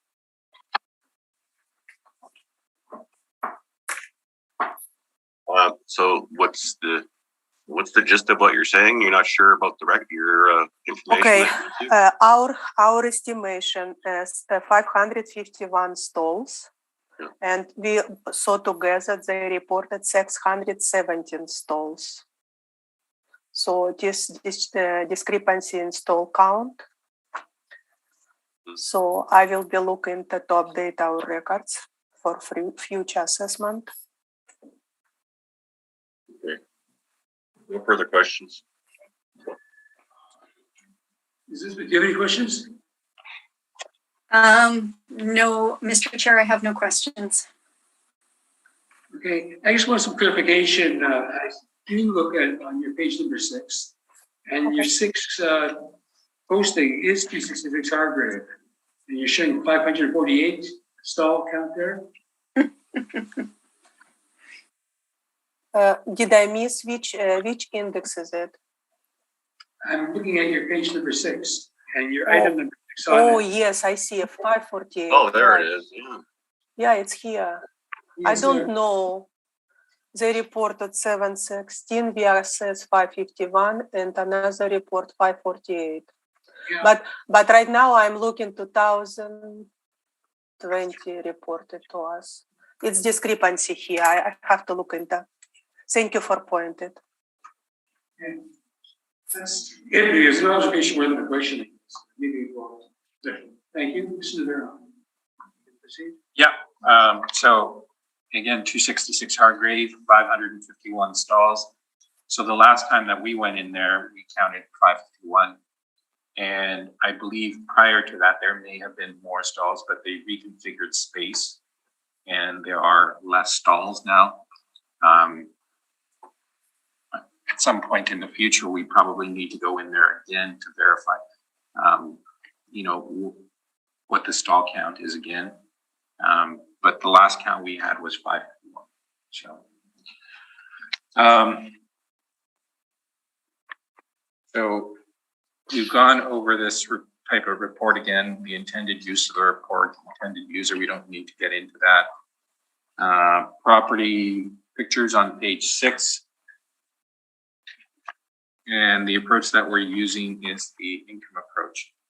So to answer one of your questions from before, if you look at the appendix and look at the income and expense information mailer, part of the issue with this property is that there are 3 economic units that are included in the income expenses here. So separating this one property out is not possible, so we revert to a market approach. And that is what we did with this property. It's the exact same type of approach that we used on 330 Smith. But with 330 Smith, we had that 1 year of income and expenses that they did have, and we were able to chart out. In this case, we can't, simply because there are 3 economic units that are being counted in all of these income and expenses. So we've reverted to an income approach. Now, it's the same type of approach that we used for 295 Gary Street with 330 Smith Street and for this one. And we feel that they are very similar in terms of their location. So in terms of what they should be earning, it should be somewhat similar. So that's why we chose a rate of 145. That gave us a net or a gross of 958,740. And we applied a 50% expense ratio to that. That gives us a net operating income of, again, 479,370, to which we applied the 7% cap rate, giving us a value of 6,848,143. And I'm open for questions. Michelle, any questions? I would like to statement made. agent points that they reported 3 economic units on income expenses mailer. I would like to ask any reduction in assessment value of subject property is not taken effect until the years following the years to which the application related purchase to section 54 3.2 of the Municipal Mass System Act, because the property owner failed to comply with request for information and provide combined information to us. We can both, me and agent, cannot distinguish what affect subject property from 3 economic units. Mr. Navarro, your position on that? I believe the penalty has to be sought ahead of time. So I don't see how she could ask for the penalty at this point. I can ask during It hasn't closed yet. It is another aspect of the matter, but in fact, it is unusual to ask them now, Ms. Shadwell, because ordinarily the burden of proof would have changed, and in that case, Mr. Navarro should have gone first if we granted it, which we didn't have an opportunity of doing because he didn't make the application. So I sort of see where Mr. Navarro is going, but on the spaces, I think that I'm going to have to convene with my board members who want to decide if we're going to entertain the application this time, and they want to decide whether they're going to grant that for written evidence. Yeah.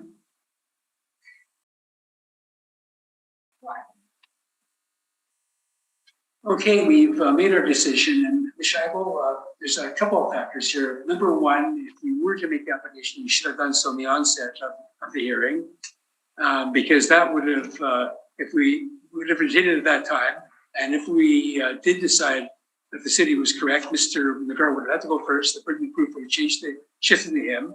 But the other factor too is that even if we were to have entertained it, there's nothing on this file in the evidence that you've presented that in any way shows that there was a service of the request, that it was not, we don't have the usual post office confirmation delivery and everything else. So on that basis, we're basically not going to entertain your application. Could you please open page 12 of my brief? Which page you're, well, as I said, I already told you that because it's out of time, it's not agreed to, number one. And number two, that was just overture, I guess. But even if we were going to entertain it, we don't see the evidence that would establish an idiom. It's on page number 12. It's right down on letter. Consolidated with 2 another properties. So it's 3 property together, like agent confirm. Okay, well, anyway, you have that application to take again on the one that's consolidated with it. We're not going to hear. Okay. We're not agreeing to grant it. It's up to you. Thank you.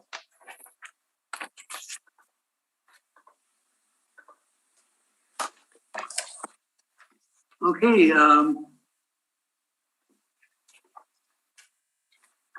So, Mr. Navarro, where were we? I believe I presented and answered questions, so I think we're okay. So, this matter is completed on that basis. Yeah. We've asked questions. And I don't believe any panel members have any questions. If they do, please present them.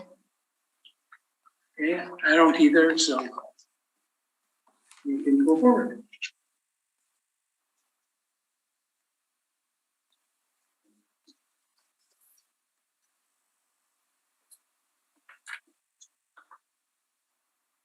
So the next matter then is 295 Gary Street.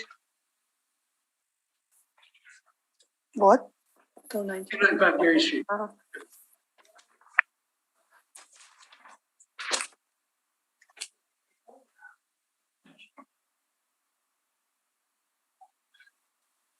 File number 22-1158, roll number 12097803656. Address is 295 Gary Street, and owner is 295 Gary Street, Inc. We are valuing the subject property as stand of January 1st, 2023, based on economic condition April 1st, 2021. This appeal is with respect to the amount of the assessed value only. Based on the evidence in this report, in this assessor opinion, that the market value of subject property as of April 1st, 2021 is $6,199,000, and that the 2023 assessed value should be confirmed. Subject property is parking structure located on land size around 26,000 square feet. Count indoor parking 60, outdoor parking 312. Gross floor area parkade portion above ground 11,892 square feet. We have basement area of 25,760 square feet. On page number 2, this property was sold in 2014 for $8.56 million, and we assess $6.199 million only. Subject property has existing leases. If you look at the Haas restaurant, 562 square feet, has 315 parking unheated, 315 stalls, has 16 heated stalls. 2020 reported rental income for restaurant 21,600, and all parking together 434,000 roughly. On same page number 2, subject property picture, we can see subject size in regular shape of subject size.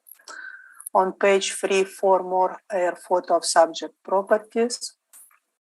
On page number 5, we'll first estimate a restaurant portion on 562 square feet. We apply $20.07. Vacancy loss for restaurant 6%, expenses 3% for 6% vacancy, 7% shortfall, capitalization rate 6.05%. So estimate value of restaurant portion 166 million. Below we can see rent comparables. 2020 reported rental rate for restaurant in same neighborhood 161 South Portridge. I have 6 comparables on Portridge, Kennedy, York, Broadway in Notre Dame. Leases start between 2014-2020. Area between 967 to 3.5 thousand square feet. In our mean or average $21.55 and media $20.75. We apply $20.07. It's fair. On page number 6, parking structure. We have unheated 350 stalls. We apply unheated $92 per stall per month, and heated 60. Heated stalls $103.50. That include all expenses adjustment. We apply capitalization rate 7% for parking structure across Winnipeg. Our estimate capitalized value $6,033,000. On below we can see same 15 comparables of parking structure reported to us. And 295 Gary. It's not there.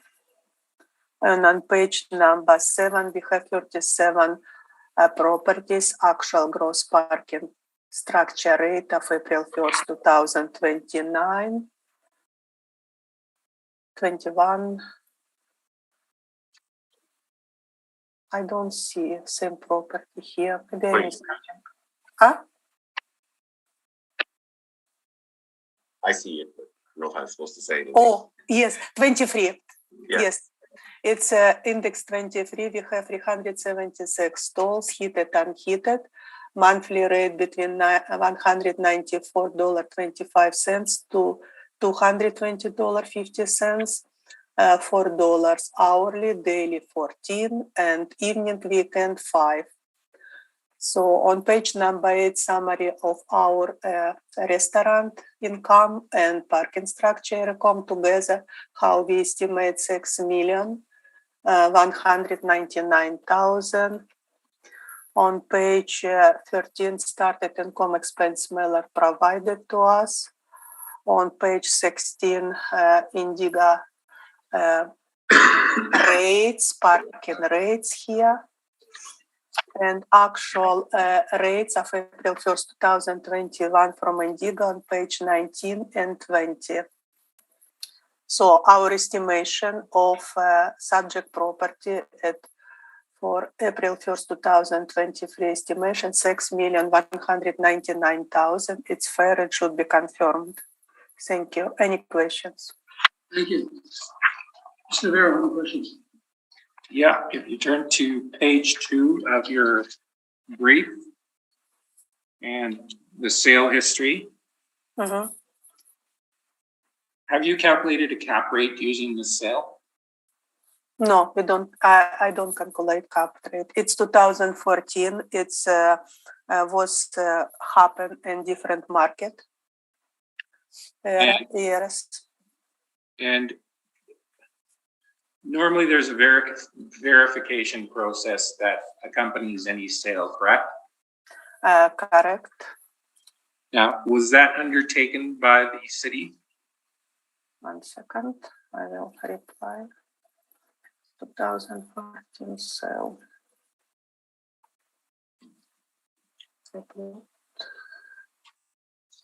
I'm looking on our notes. Be with me.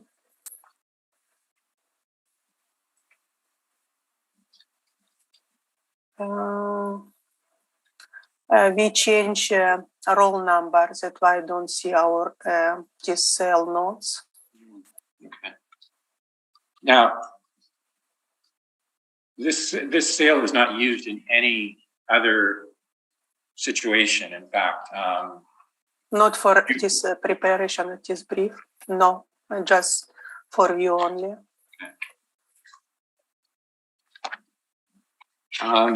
And the modeled rents are what you've gone with? Yes, it's model-driven rates of $92 unheated and $103.50 heated, but it's already include all expense adjustments. Those are my questions. Thank you. Ms. Nisbet, any questions? I have no questions. Thank you. Thank you. Mr. Moreski, any questions? I do not. And I don't either. So, Mr. Navarro. Okay, so we have 295 Gary Street. And I won't bore you with the intended use of the report and intended user. I've gone through all of that. In the past, we've inspected this property.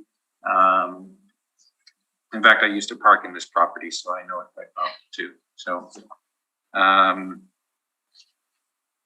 highest and best use is believed to be its continued use as a parking garage.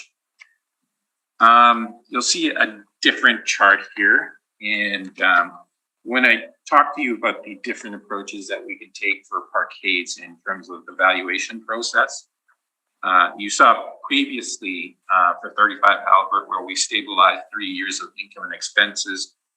The charts are actually quite long, so we actually summarize them in a chart.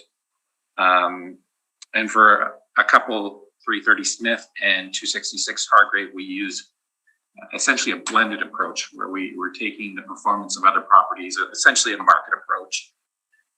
In this property, we're using the same approach as 35 Albert Street. The difference is that this is about as clean reporting as we can usually get. So this is why we use this type of chart here, is that for a few properties, we actually get very good reporting. They're short, concise reports, so we can put them into this type of chart. And we can show you exactly all of the steps that we take in terms of how we rationalize our stabilizations, our how we look at expenses, how we make all of our decisions. So in this case, we have the 2018, 2019, and 2020 income and expenses. And I believe in this case, I don't know if I attached all of them. I may have just attached the 2020, but we did look at all three and we laid them out exactly how they're laid out in the income and expenses. So for 2018, you see the expenses, that is the actual gross rent. For 2019, again, and for 2020, you can see the dip because of COVID. Now we can average it out at 651, 747. In that case, that is exactly what I went with. 651, 747. I could have weighted it more, which would have been actually a little bit more advantageous, but in this report, I actually only averaged it out.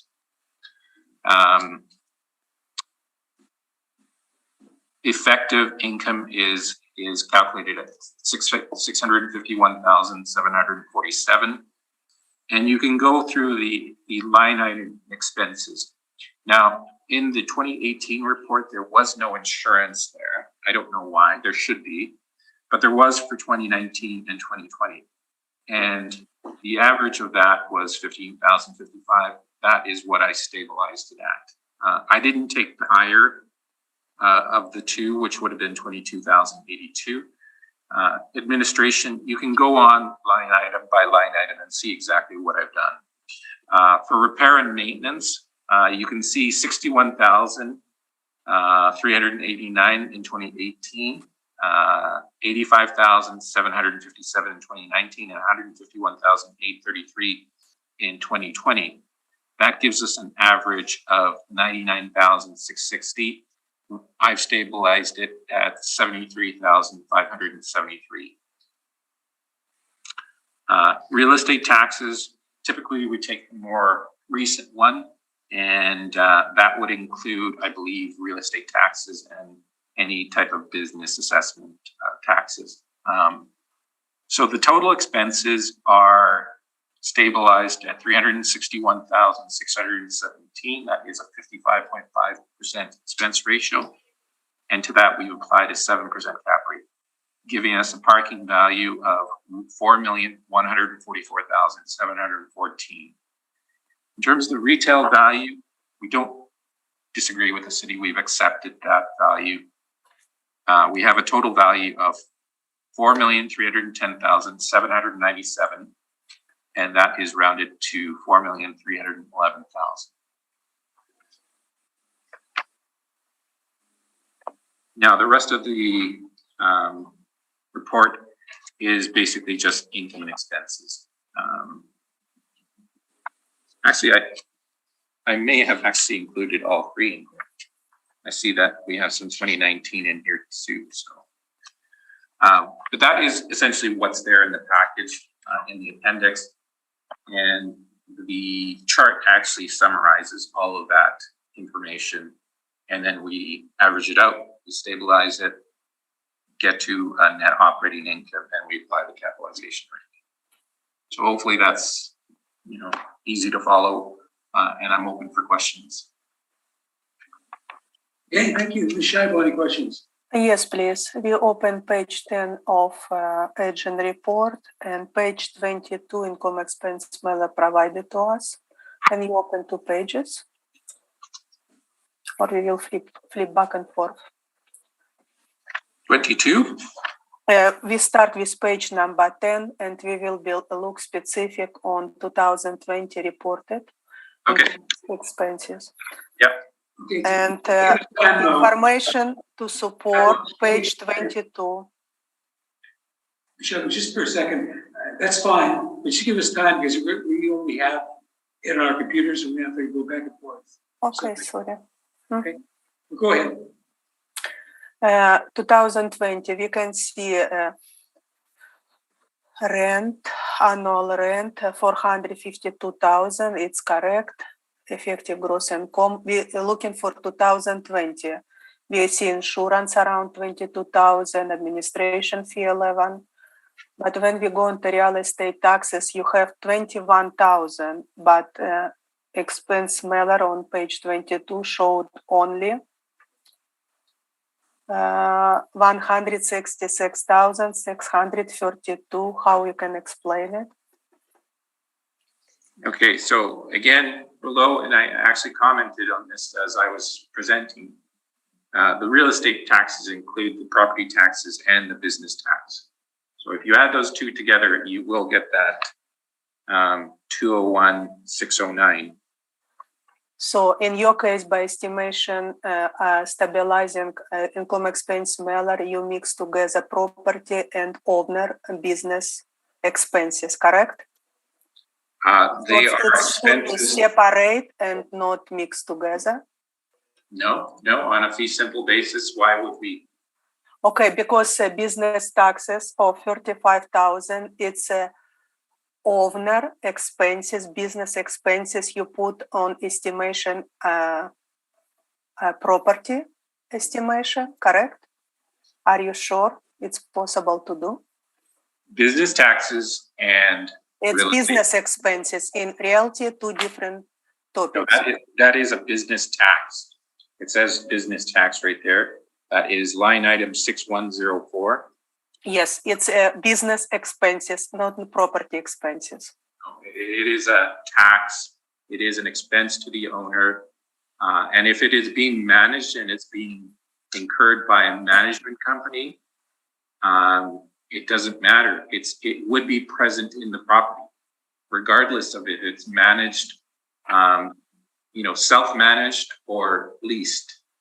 So the business taxes, along with the property taxes, should be in there as expenses.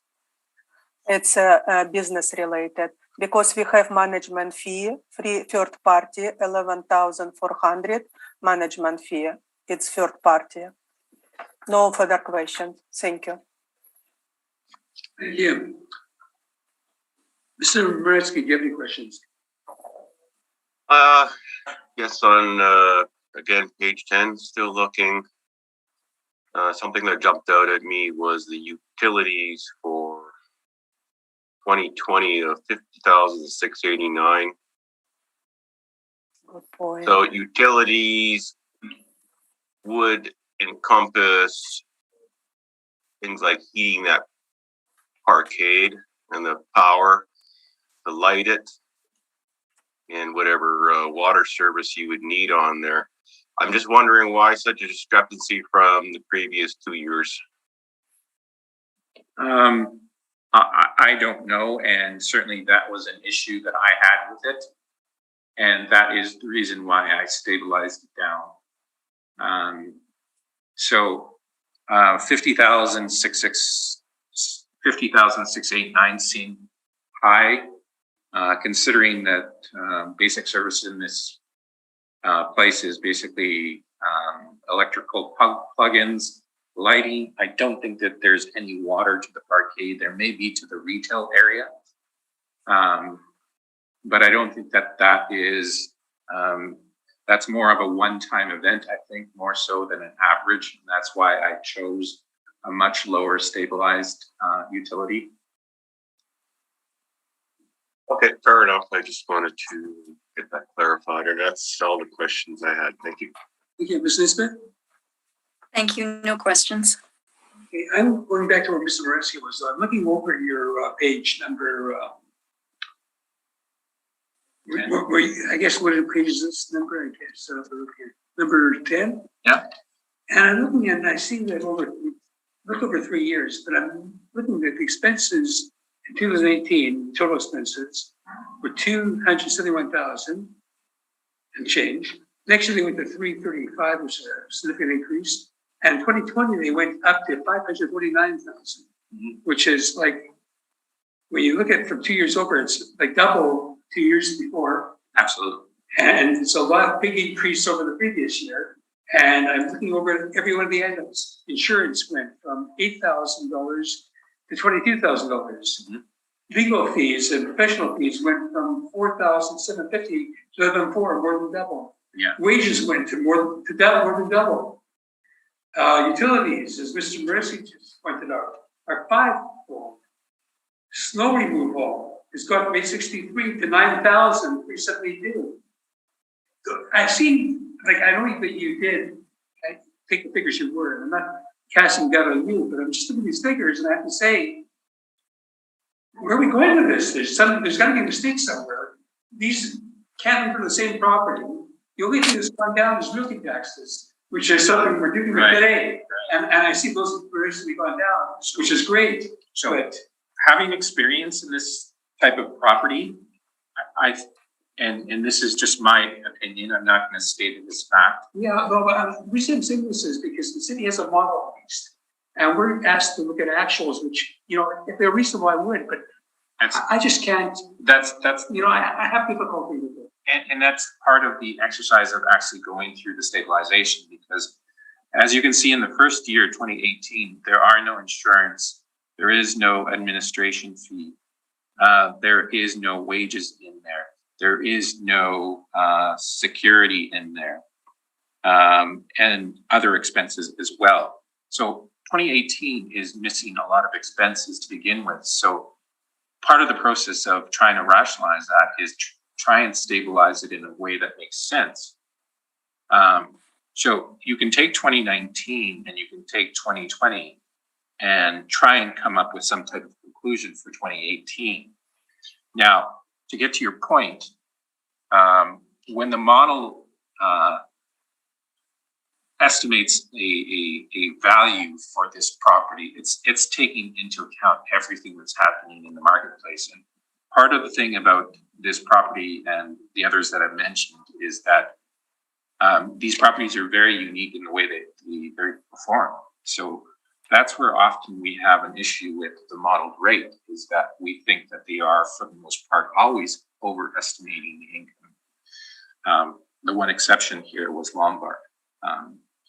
But in this case, we are fairly confident with the annual gross parking. So I don't think there's much of an issue there.